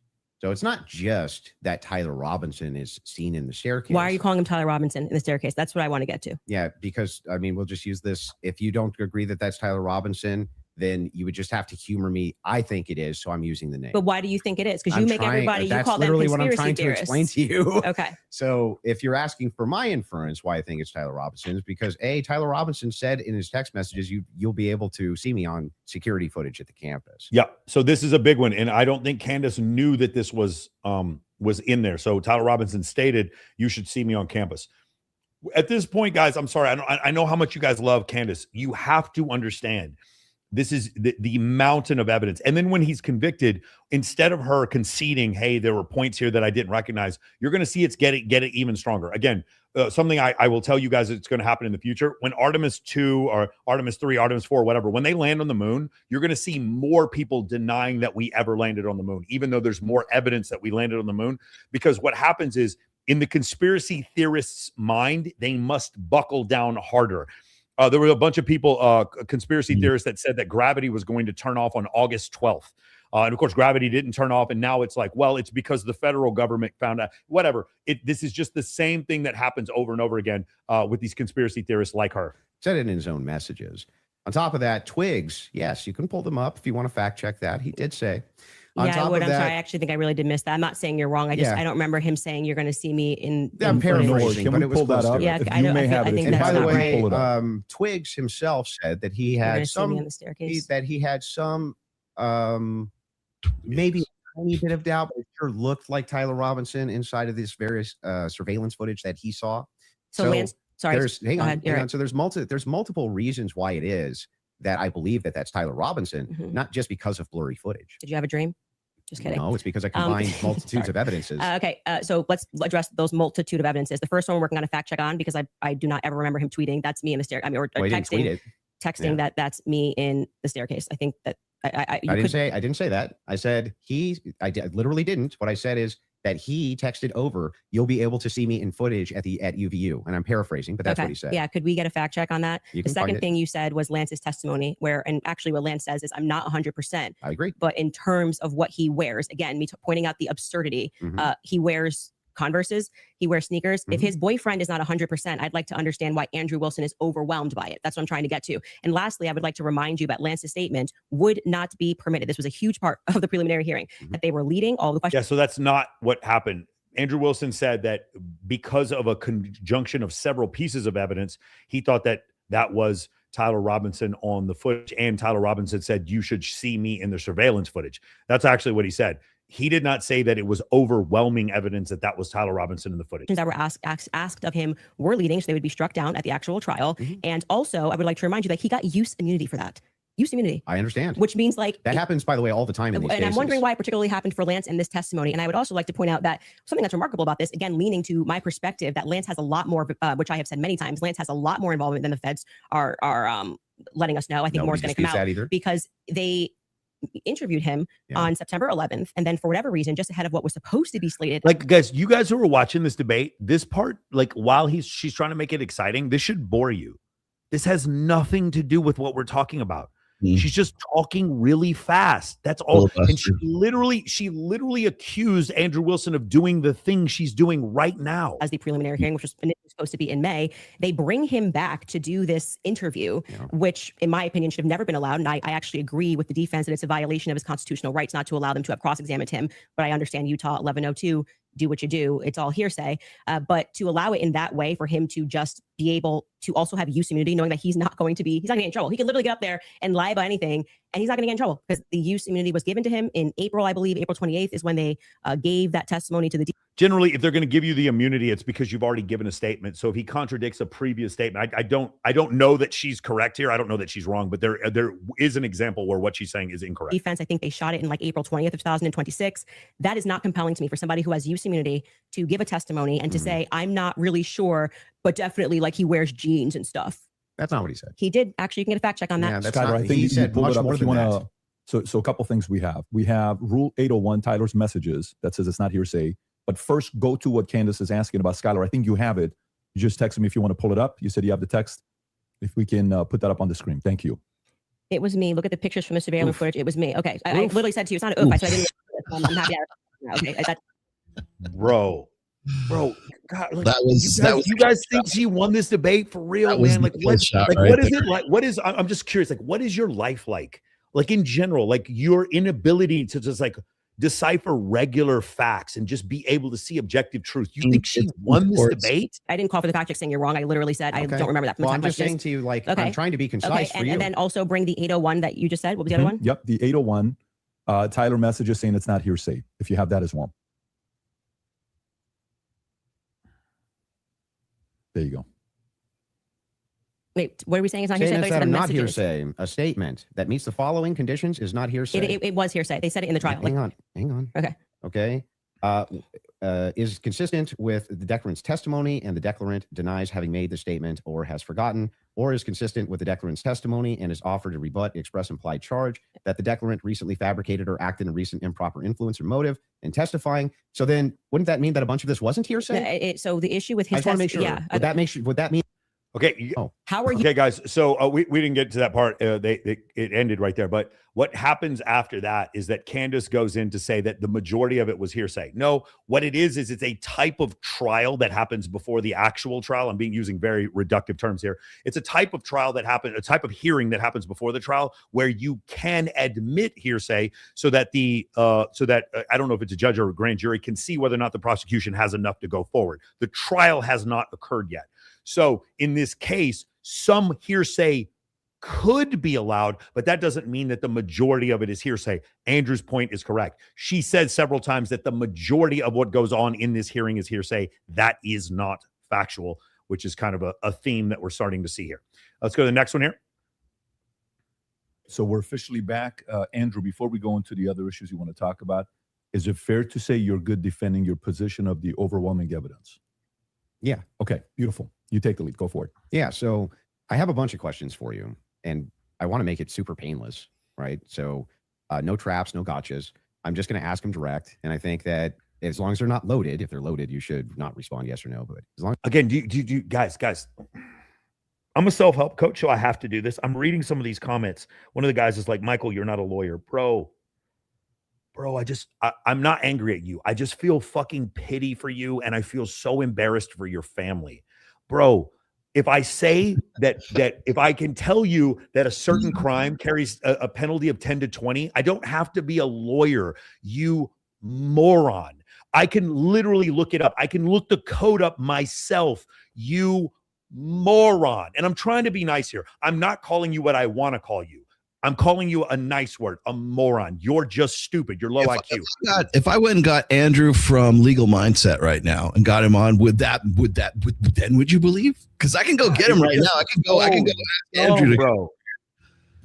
God damn, bro. Like again, because the speed of light is 186,282 miles a second. Because I say it, Albert Einstein says it, or Isaac Newton says it, it doesn't make it any more or less true. If I say something that is true, like your guys, the argument you're making is almost like, well, Candace has more followers, therefore she's right. Well, no, just make that argument. Just make that argument. Again, you want to know who else isn't a lawyer? Candace. She's not a lawyer either, buddy. You know who else isn't a lawyer? Andrew. None of them are lawyers. Bro, you're so... Again, this is not anger. It's like I'm grabbing you by the collar metaphorically, and I'm trying to wake you up to your stupidity, bro. You're so dumb. You don't have to be this dumb for the rest of your life. I just directly ask them. That's a logical fallacy is what that is. So here's the questions that I have. Wait, before we get into that, I would like to just reply to that. Mm-hmm. So just to be clear, we agreed to debate our claims, and then I agreed publicly that I have no issues having a conversation with you about other things that I discussed that were outside of the court hearing and things like other evidence that's come across our lap and things that we've been speaking about. But I just do want to make it clear to viewers that for whatever reason, you think that you have a right to sort of depose me. I'm not deposing you. I just want to ask you some questions. You literally said that I want to be able to question you. This is a meta. No, he has the right to depose. He has the right to ask you whatever questions you want. One more time. Look at me. Hold on. Let me help you out, guys. You took the money. Yeah. Candace, you took the money. If by depose you mean ask you questions, yes, he does. You took the money. You didn't agree to a fair and Socratic debate. You needed $300,000 to say yes. Yes, he can ask you whatever he wants. What is her problem, bro?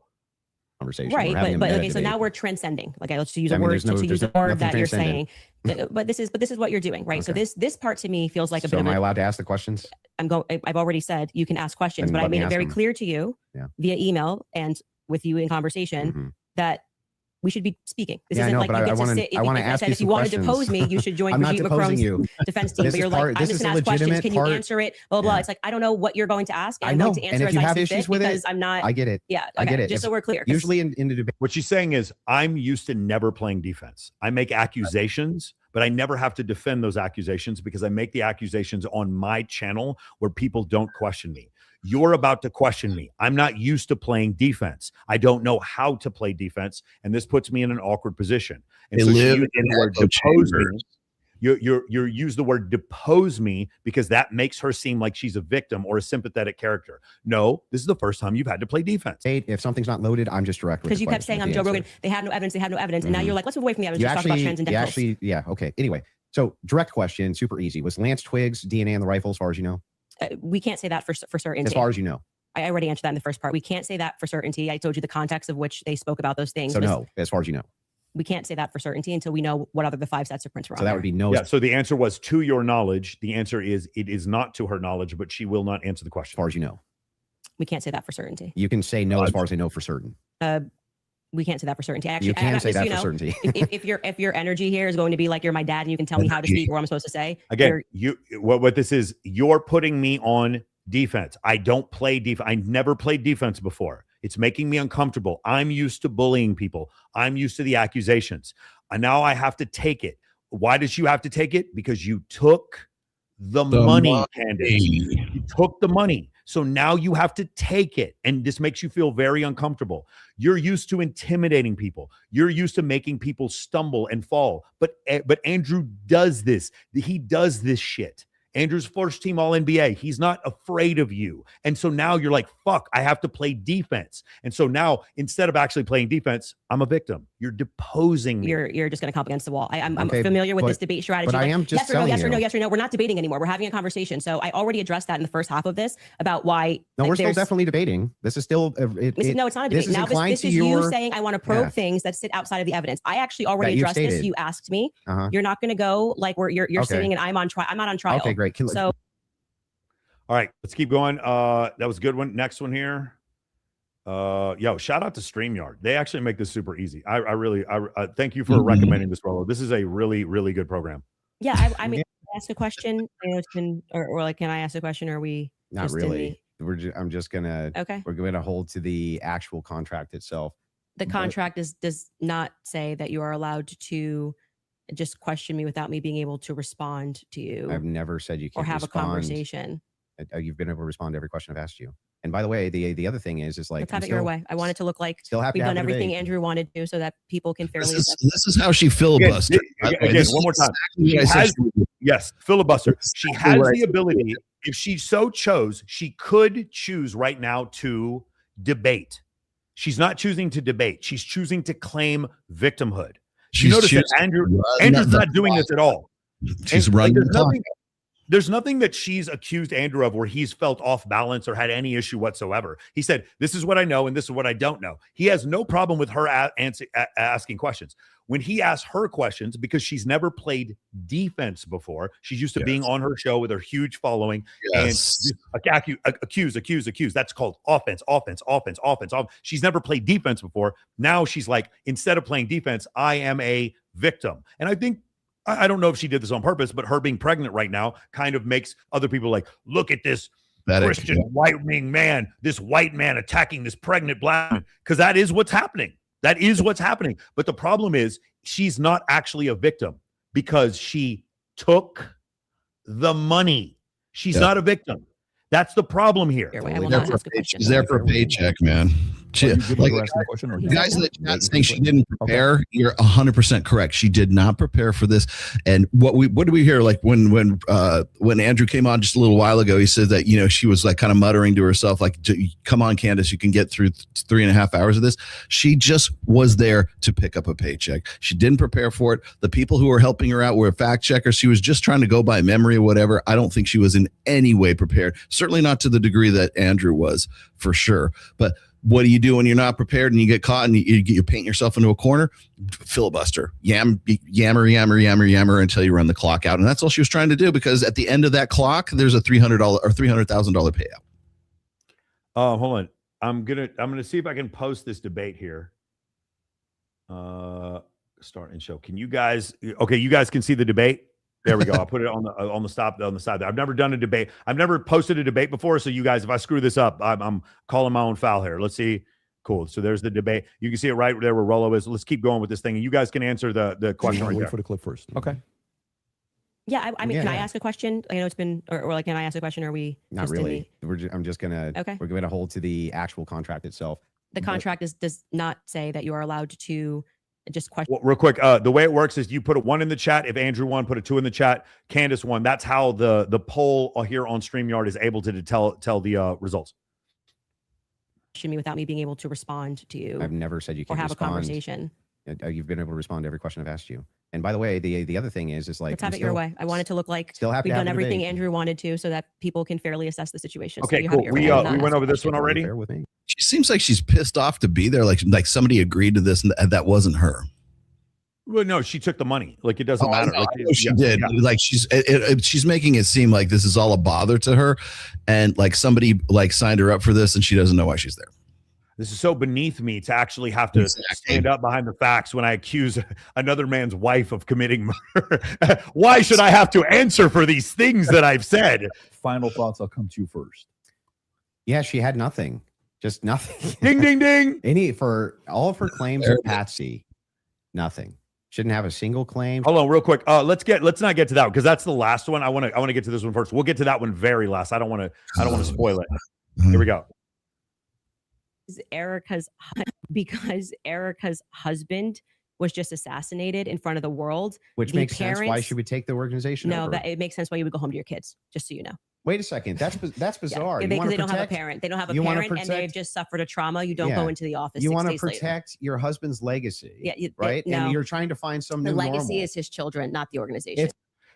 There's a part in here, and I don't know if it's one of the ones we got, but where she starts talking about Erica Kirk, like accusing her of being like a feminist mom boss. And then Andrew Wilson correctly points out, you are a feminist mom boss. You don't have to do this, Candace. You're pregnant. You're doing this on your own. You are literally the thing that you are accusing Erica Kirk of being. It's so crazy. All right, let's keep going here. Let's see if we can pull this one up. Hold on a second. Oh, I did that wrong. I apologize. Give me 1 second. Let's see here. This one, share. And we're questioning at least Erica. I don't care who's mad. I really do not care who wants to be upset after this episode. Really, you'll be wasting your breath. You can spend $1 billion on influencers because this is all becoming increasingly inexplicable. You are asking me to be an idiot, actually, and I cannot do that for you. Someone once commented beneath this show that if the situations were reversed and there were this many verifiable lies, so straight to jail. Yeah, so that's the show intro, and straight to jail is a monopoly term. Okay, so do not pass go. Yeah. Okay, just so we're clear, I'm just asking questions. I'm just asking questions about Erica Kirk, and then on her show, what's the energy? It's the go straight to jail energy. I just want to point that out. She's the person who talks shit to you, and then when you meet her outside after school, then all of a sudden she changes that energy. No. He was looking for her to keep that energy. She's not, because she knows she's cashing checks that the evidence, she's writing checks that the evidence cannot cash for her, and that's becoming a problem for her. Let's go to this one real quick. Let's pull this up.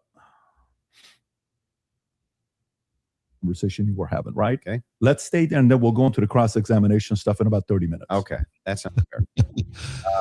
Okay. So yeah, I used basically 3 pillars for the totality of the evidence. Okay. So if you want to know exactly what those 3 pillars are, this is going to be the testimony with the text messages and the confessions. This is going to be the physical evidence, and this is going to be the totality of the summary of the case. Okay. So right now we're focusing on one of these pillars in my defense, which is fine. I understand that I have to defend my claims as well. So when we're talking about the messages themselves, they seem totally valid. I have no idea why they wouldn't be valid. And I have not heard any good explanation for why it is that these messages should even be questioned. The defense hasn't questioned them, as far as I'm aware. Nobody has actually questioned that these messages came from Robinson to date, except perhaps you and other people who are kind of in that camp. But why should I question these exactly? I'm not sure. Okay, so first let's just go over legally what the point is of a probative hearing. The defense is not they're not there to say or to argue or to defend themselves at all. They have to address what is being presented by the state. Okay, so they're not here to then say, let me give you an explanation for these text messages. Agreed. The relevant portion of what the defense did do was actually before we got to the preliminary hearing. I had mentioned that it was initially supposed to be scheduled for some time in May. They asked for an extension. That reading through those filings of why they were requesting an extension and why I actually believe their extension should have been granted, because they did not receive discovery on their text messages. That was one of the reasons. There were many reasons why they wanted to have an extension, but this was crucial, right? So forget just the general sense that these messages feel off. And yes, you are allowed to have an intuition. You are allowed to have a sense and just go, this is very. No. The problem is on her show, it is all about her intuition. Remember, Erica Kirk is guilty because she looked weird when they talked. These text messages seem too perfect. That's evidence for her. That's what she considers evidence. Very weird. We're being told this kid had like above a 4.0, Tyler Robinson. He wanted to get away. I mean, the text messages almost run head to head with themselves. Like he wanted to get away with it. So he thought the best thing to do would be to text a full confession of what he did, down to what I didn't even remember, saying, yeah, and that's also me. Probably because he was a narcissist, like someone else I know. Like what you've never seen someone who commits a crime who writes a manifesto? I don't understand. This is so completely not germane to whether or not he committed the murder. I'm sorry, it's not germane in that it's too good or not too good. What's germane is that he wrote the message and it shows that he's guilty. That's the only part that's germane. Surveillance footage.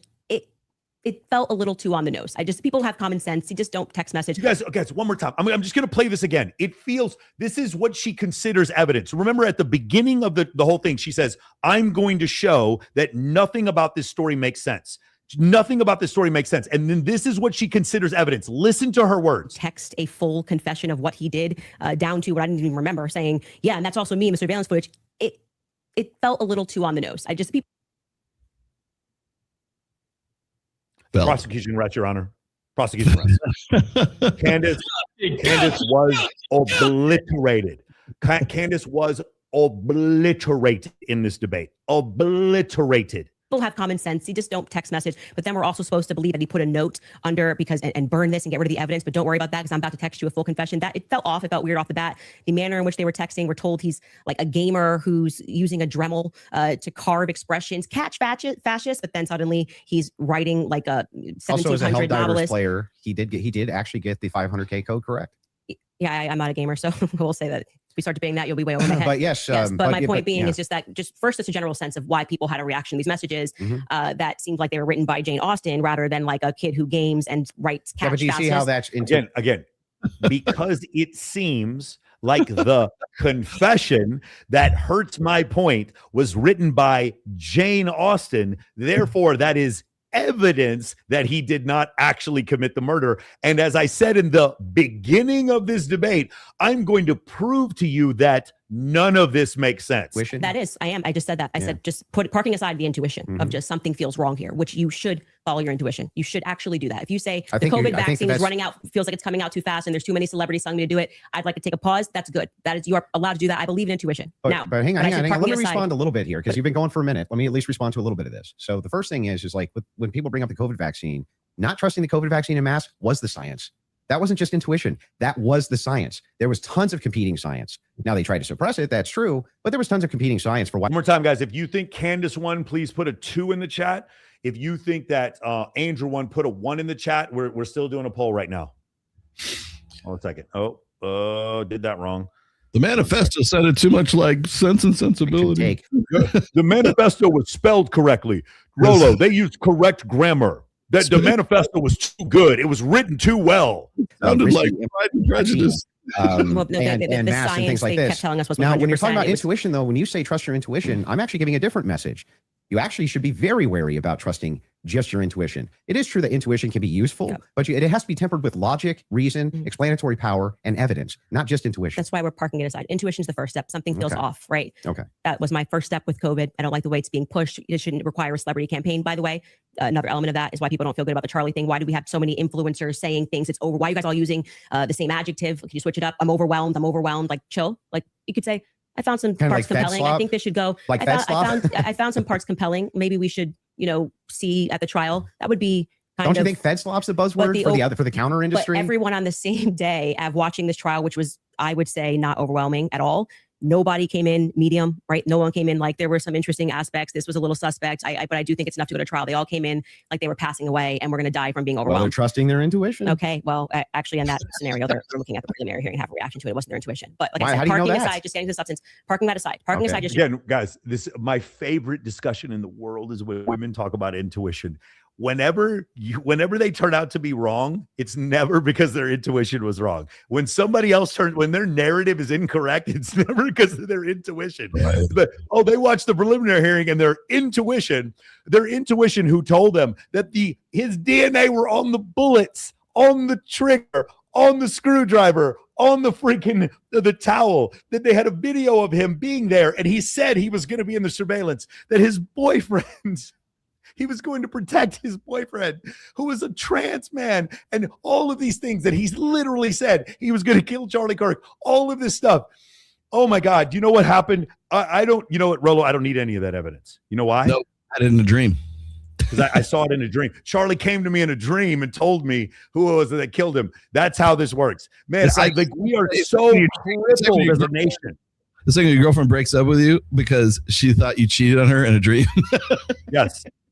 Yes, she cheated. Yes, that's what this is. General intuition sometimes might be text messages. Then we look at the filings, which came from the defense, and they were requesting an extension saying, we have gone to the prosecution and we have requested all of this stuff in discovery. Yes, you are saying that you took Lance's phone, okay, and that you collected his phone on September 11th and that you sent it off or whatever. You took a picture of the text messages, and we are being given these text messages to review. Crucially, Kathy Nestor said, I have not even been given access to my client's phone during this hearing. She said, I haven't even been access to my client's phone. She can't tell you, as a part of the discovery request, it's not enough to say to me, Candace, I just got a text message from Candace. And I say, I didn't send that text message. Maybe that's what her client's saying. We don't know because we're not at the trial, right? Maybe he didn't send those messages. Could there be someone who I'm reading the chat. And there's a guy in there, like, if you watch the debate at all, you know that Andrew got bodied. And I'm like, bro, again, I'm gonna put an invite in the chat here for you to come in and debate us. Like, seriously, like, no. I'm not. Obviously, I'm not upset. Obviously, you have the right to your wrong opinion. My question is, like, is Candace paying people to make these stupid comments? Is there like a bot farm or something that's doing this? I don't understand. Like, why would you say something that dumb? Into his Discord? Could there be someone who logged in to his Apple? George could be sending text messages right now. We are married. He has every login that I have. And remember, he's up for a death sentence. So if I'm able to sow reasonable doubt with common sense. I think Tyler's up for a death sentence. George, her husband, is not. He may come during the trial, and when they actually have to address these points, say, I did not write those messages. I was here. Lance, my boyfriend, was logged into my phone, logged into my Apple ID and my iCloud sending messages. I know that we have the capability because my husband does it. He has the capability to send messages from my phone. It is not convincing to the public when, for whatever reason, the FBI combined with the SBI, it was not the prosecution's fault. They made that clear during that hearing, would not allow them that discovery request to be able to see where did that message come from? Because you're saying my client was here, right? I want to know if that message actually was generated from his iPhone when he was waiting to retrieve his, rifle, hoping that the pooch doesn't have a bad sniffer, like just weird messages. I want to make sure that, yes, it was actually him. He was holding his phone and his boyfriend didn't just log in to his computer when he was home. Lance was his boyfriend. One more time. The idea that someone else could text from your phone is conjecture. The idea that you text from your phone, you could also say is conjecture, but the idea that someone else could have texted from your phone doesn't prove that you didn't text from your phone. That's the part. She's living in an ocean of conjecture and acts like she's on the mountaintop of evidence. She's not. She's confused her audience. There's a crucial fact here. That discovery was not met by the time I got to preliminary hearing. So I remain unconvinced by these text messages. Just as you feel convinced by them, I feel unconvinced by them. Okay. So then the idea here is the reason that you don't think that these are valid text messages, and you don't, right? It has not been proven that these messages are valid and they don't sound valid to me. I don't think anyone, even if someone was selling like a, pot on the corner, would be smarter than to write a full-fledged confession. Yes. No. It does seem reasonable to me if you write a full-fledged confession to a crime when you committed the crime. It actually does. It actually, hey, I went to the store and I ran over somebody, and then you write that you ran over. It actually does seem, it might not be in your best interest. It might be stupid to write it, but it does seem reasonable to me that that's what you would write, since that's what happened. Even writes, I thought I would get away with it, and I was hoping never to tell you until old age. And then we're being told that he wanted to commit suicide. And okay, but he just said he wanted to get away with it, but he's not smart enough to. Yeah, again, we've established he's mentally unstable if he did this. Of course, someone can say, I want to get away with it, and then commit. So these are, guys, you understand, this is conjecture. These are data points that do not lead towards him committing the crime or not committing the crime. I don't know, maybe not text it's such a confession like we've never seen. I think this would be like the first time ever somebody has start to finish written an entire, I'm in the surveillance footage and I'm here and I'm wearing my Converse. I'm being a little facetious here, but it was a little ridiculous. It didn't pass a sniff test for me. You have kids. And you love them more than anything. I do. If it was the case that you thought that your kid was innocent, wouldn't you be out telling everyone? This is so true. If somebody came after Rolo, if Rolo said I knew Rolo wasn't guilty and they tried to charge him with murder, bro, I would be hosting live streams 7 days a week. Just take it, bro. I would be bashing. I would have the cops breaking down my door. I'd be doxing people. Are you kidding me? If somebody came after one of my family members, I don't give a fuck what the judge or even my attorney told me. I would be on here running my mouth, bro. They would be trying to swat me. Are you kidding me, bro? This is an absolute. I cannot imagine if somebody tried to accuse my brother of a crime or something. I knew he was innocent. I would be on here. Bro, I'd be on every channel. I'd be standing on the rooftop. I'd be doing a debate tour. I'd be doing a podcast tour. 100%. Brother, that you thought that they were innocent, and also, wouldn't you maybe recant and say, hey, he didn't actually confess to me. He didn't actually, none of this happened the way that the state is presenting it. What would have prevented the parents from testifying? Well, two things I can answer that. And if you watch my show, I keep telling you it's not vibes. So right after the shooting happened, Lance Twiggs, the FBI put him into a safe house they paid for. They went to the parents as well, to Matt Robinson and Amber, basically said, your life's at risk. There could be somebody who jumps up and wants to avenge Charlie Kirk.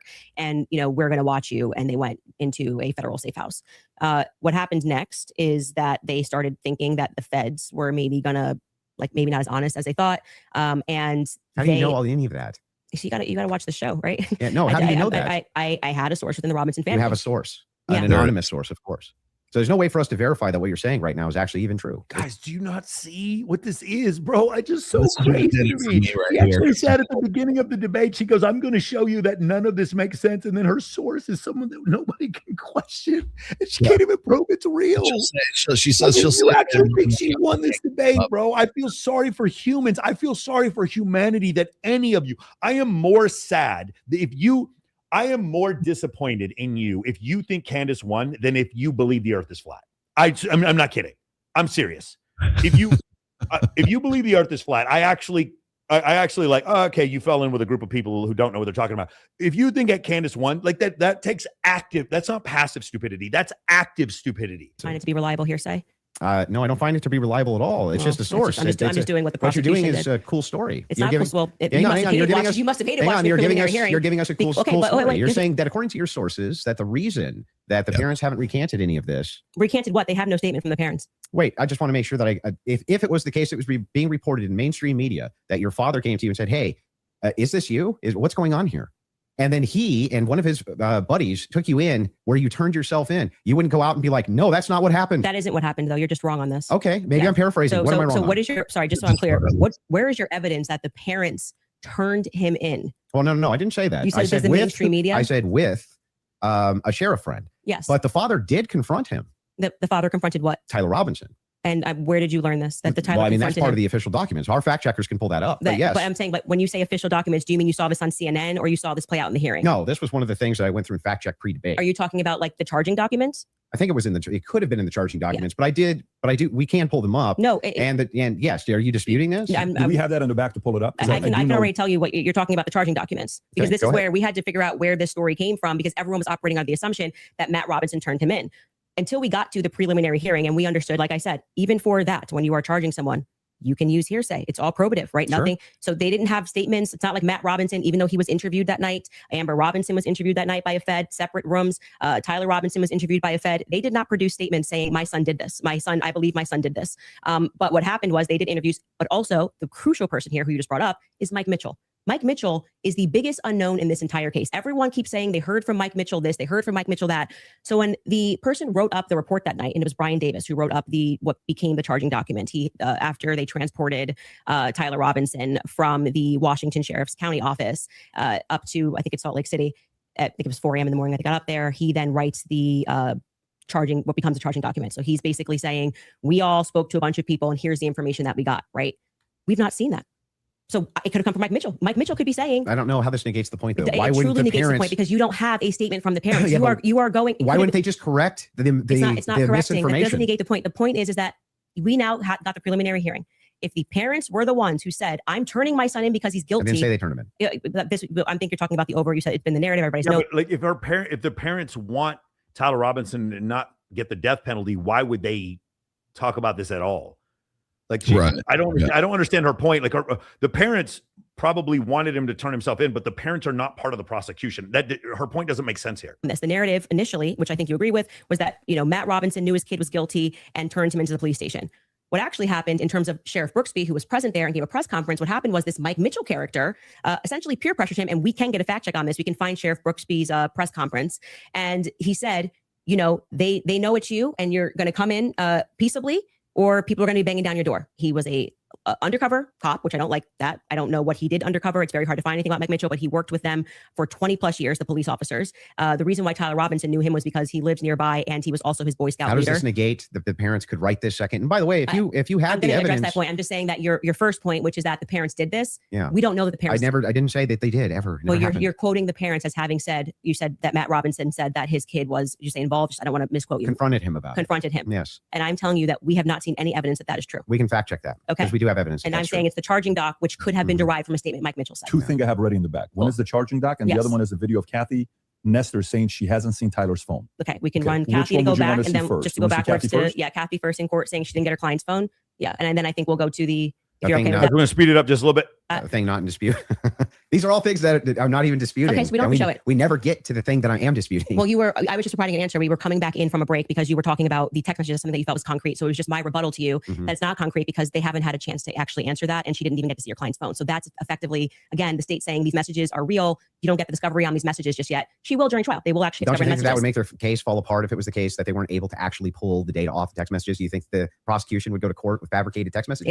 It's called winners and losers. They may not be fabricated. But by the way, as what they are saying, like I said, if there was somebody logged into his phone, they may not be fabricated. That's the point. So again, like, do you understand like how many she's not producing any evidence. She's just creating one unfalsifiable claim after another. So now, even if they prove that the messages are real, then now they can say, well, somebody else must have sent the messages. So somebody else got a hold of Tyler's phone and wrote the confession. I get it. And put Tyler Robinson's DNA on the bullets. Got it. And on the trigger and the trigger guard. Got it. And on the towel that the rifle was wrapped in. Got it. And put his DNA on the screwdriver. Got it. And I understand all of it. Got it. I understand. We're the ones who are insane for believing that maybe he's guilty. They just could be somebody else. The parents fact check. So I was saying, I believe what you're talking about was derived from the charging doc, which was signed off by Brian Davis. Let's see if that's correct. What are we looking at Robinson's mother explained that over the last year or so, I'm sorry. Can you zoom in? Is this the charging doc? I can see it. Robinson's father reported that when his wife showed him the surveillance image of the suspected shooter in the news, he agreed that it looked like their son. He also believed that the rifle that police suspected the shooter used matched the rifle that was given to his son as a gift. As a result, Robinson's father contacted his son and asked him to send a photo of the rifle, which makes sense with the text messages.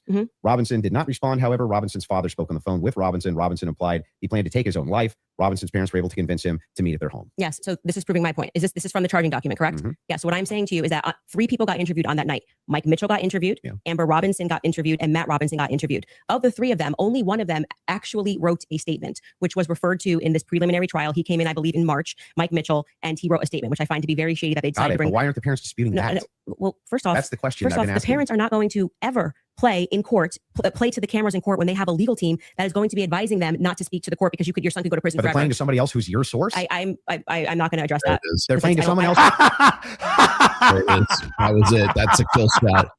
Yeah. Hold on.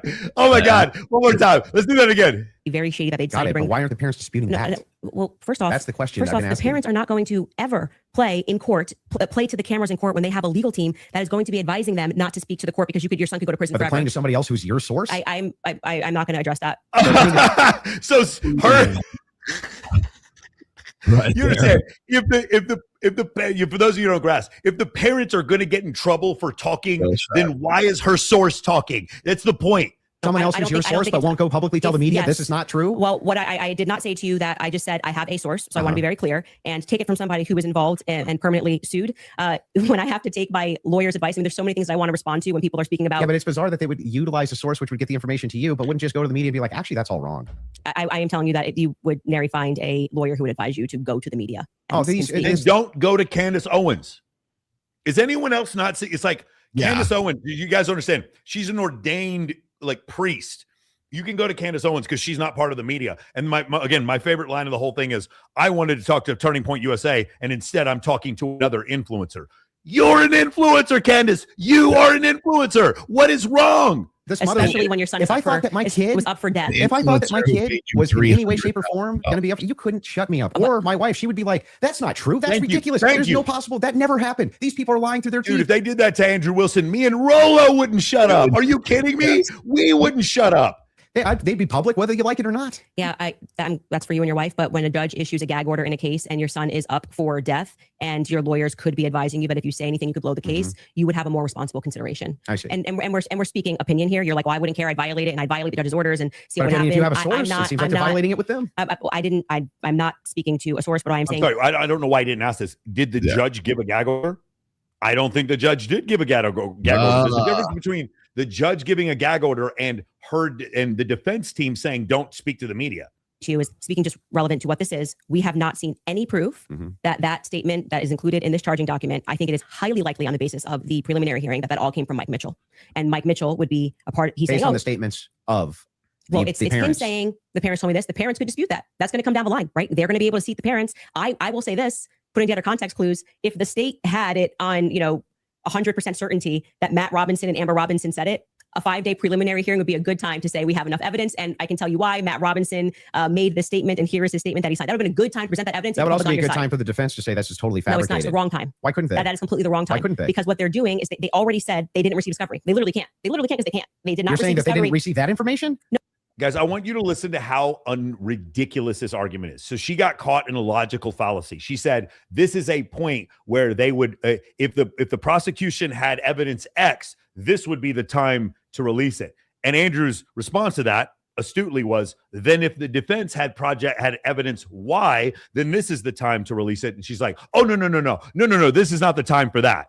% certainty that Matt Robinson and Amber Robinson said it. A 5-day preliminary hearing would be a good time to say we have enough evidence. And I can tell you why Matt Robinson made the statement, and here is his statement that he signed. That would have been a good time to present that evidence. That would also be a good time for the defense to say that's just totally fabricated. No, it's not. It's the wrong time. Why couldn't they? That is completely the wrong time. Why couldn't they? Because what they're doing is they already said they didn't receive discovery. They literally can't. They literally can't because they can't. They did not receive discovery. By the way, they didn't receive all discovery. They did receive some of the discovery. They just didn't receive some text messages. That information? I have evidence to prove that my son is innocent, but I didn't get any text messages. Therefore, we're gonna sit on this evidence and we're gonna continue to go down this trial. So I have evidence that exonerates my son, but instead of showing the evidence because it's a preliminary hearing, we're gonna wait till we go to trial because Candace Owens thought it was a good idea. No, they just received the text messages, but in order to that's not the text messages. The probative information. Yeah, we're talking about the information that we just reviewed. That's not the text message. Again, Andrew is of course correct, and she has no way out of this. The state never put it on. Yeah, they didn't. The defense could easily still have presented this. Yeah, no, they could have said they're they're not allowed to. No, sure? in a preliminary hearing, yeah. the defense is engaging with whatever evidence the state decides to put on. They did not put this on as evidence. The idea that if your defense team had evidence that you were innocent of a crime and they wouldn't present it during a preliminary hearing where the rules are lax, specifically, which she talks about hearsay, the rules on what you can present in those preliminary hearings is much more loose. The idea that they would rather go to fucking trial rather than present evidence that is, because whatever evidence they present in discovery, it's not like this is not Perry Mason bringing a fucking donkey into the courtroom. Whatever, that's the way it works. Fair use, with discovery, Both sides get to see all of the documents. There's no way you're going to surprise them in trial. No, Andrew is correct. 100% correct. Logically correct. If the defense had some piece of evidence that Candace Owens is claiming that they had, they would indeed have presented it at the preliminary hearing. To say anything else is ridiculous. Ryan Davis was up there. So they're not allowed to present anything? They're responding to the state's I'm asking, evidence. are they allowed to present anything? They are allowed to say. Like if there was a conspiracy that they could prove right then and there, would they present that in one of these hearings? No, it wouldn't be the right time for I that. disagree. I think that they not only could do it, but they would do it. In fact, when I talked in depth with my attorney, they said that's exactly, if you had actual evidence that there was fabrications by the feds, that's exactly when you would introduce that. When we set out to create a shoe. Incredible. All right, guys, last one, and then we'll set it off. One more time, guys. All that big macho energy. I see you guys in the chat. I'm going to let you guys all come on. I'm going to let you all come on live. Keep that energy. Keep that energy. Come on, bro. Make sure. Don't drop off. I'm going to let you guys all come on so that you can prove to me that you're not a bot. You can't. Oh, sorry, Michael. I can't turn on my camera, but you're wrong. Candace is right about everything. She didn't have a solid piece of evidence. She had no positive evidence Israel's involved in anything. No positive. Let's go back to the beginning. Sorry. And so before we wrap up, final thoughts. I'll come to you first. Yeah, she had nothing. Just nothing. For all of her claims of Patsy, nothing. She didn't have a single claim. She didn't have a single solid piece of evidence. She had no positive evidence Israel's involved in anything. No positive evidence that France is involved in anything. No positive evidence TPUSA is involved in anything. No positive evidence that Erica Kirk is involved in anything. When I asked her about her claims about Erica Kirk, yeah, it's just funning. It's just funning, you know? Or, yeah, I do think that she needs to sit down and ask some questions, or answer some questions. But you know what? I don't even know if she has. Like, maybe she has. I have no idea. Yes, I'm going to have an official timeline with unconfirmed evidence. That's just fine. Hey, it's hearsay. If that's good enough for the state, it's good enough for me. But my biggest problem with the state is that they're admitting all this hearsay. It's like she's a contradiction machine. On top of all of this, the thing that I wanted to get out of this more than anything else was to just demonstrate one thing. Yes, it's true. I'm not perfect on the case. I'm not going to ever pretend that I am, and never did. But what has been made very clear to me is that there's nobody with an alternative theory that has any evidence for it at all. None. Zero. And the continuous kind of expression, we're running an investigation. What kind of investigation builds a timeline out on a receipt that they don't even confirm? What kind of investigation tries to make these bold claims that Israel's involved and France is involved and all these different players are involved and never shows any evidence? We're just asking questions. It's again, like I said in my opening, it's always intuition, my feelings, how I feel about things, how I think about things. Andrew, how many times do you hear this today? Andrew, you can't tell me how I'm supposed to think. Yeah, nobody's trying to tell you how to think. But you should rationally come to your conclusions based on evidence and facts. And the truth is that 90% of what you're saying is simply intuition based. It came to me in a dream. It's intuition. Almost none of it has any evidence at all. Just, I'm skeptical because these people over here said things, and that makes me skeptical. And it's like, but no evidence. Note this to the audience, to everybody watching. You might hate my guts. That's fair enough. I get that. I'm not the most likable man. I understand that too. But there was nothing. I mean, no evidence at all that Tyler Robinson was a patsy that was ever put forward by Candace this entire debate. Now, maybe you could say that we stalemated when it came to whether or not Robinson did it. She says, I found the evidence convincing, or unconvincing. Andrew says he found the evidence convincing. Okay, fair enough. Maybe you can't do too much about that, but there was nothing. She had nothing for Robinson being a patsy, nothing for any of her conspiracies, not a zero, zilch. And she backed away on a bunch of them. This is the first time I think she's ever really backed away from the Twigs thing. First time I've heard. This is actually correct. He has her on tape. She was claiming that this was definitive evidence, and she is back. She has backed away from so many claims during this debate. Back away from the Erica thing, back away from TPUSA, being very cautious about making any of those claims now. Whereas on her show, much more likely to be making those claims. So she just had nothing the entire debate. Zero. Candace. All right, man. All right, let's go ahead and read super chats before we get out of here. And then again, we're going to give all of you. Well, I'm not like these other people. You can come on. You want to fuck with the bull, you get the horns. You think I'm afraid of talking to any of you, you're out of your mind. Okay. So I'm going to leave a thing right here at the end, right on YouTube at the very end. I'm going to leave a link and you guys can jump on Kick and Rumble, but only if you want to debate me. I'm going to give you guys 5, 10, 15 minutes. After that, after all of you guys puss out, coward, you want to talk all this noise, you won't come on the stream. After that's done, then I'm going to jump off. Okay. But let's get to these last couple ones. Okay. This one right here. No, we did this one. Andrew W. At no point did Candace ever directly answer a question. Her opening statement was unclear. Andrew's opening statement explained her position better than she did herself. Correct? No. Here's the problem, Bird. He explained her position. In this debate, she needed to back away from her position. That's a great point. You're making a great point, but she had to back away from her position because she understood her position, the things, all that big machismo energy of accusing people of crimes. She can't do this in this debate because she can't back up any of her statements. So she has to stand back and say, little shrug emoji. The new shrug emoji, it's Candace Owens. I'm just asking a question. I'm shrugging. I'm just asking a question. That's what she does now. Okay. She didn't understand cross-examination. That is correct. And the next one right here, Charlie's shirt bowed up. Charlie's shirt bowed up. There was no bullet. It was a sniper charge. Watch closer. I can't tell if you're being funny. Shaped charge. I can't tell if you're being stupid or funny. Like, what? Where's the smoke?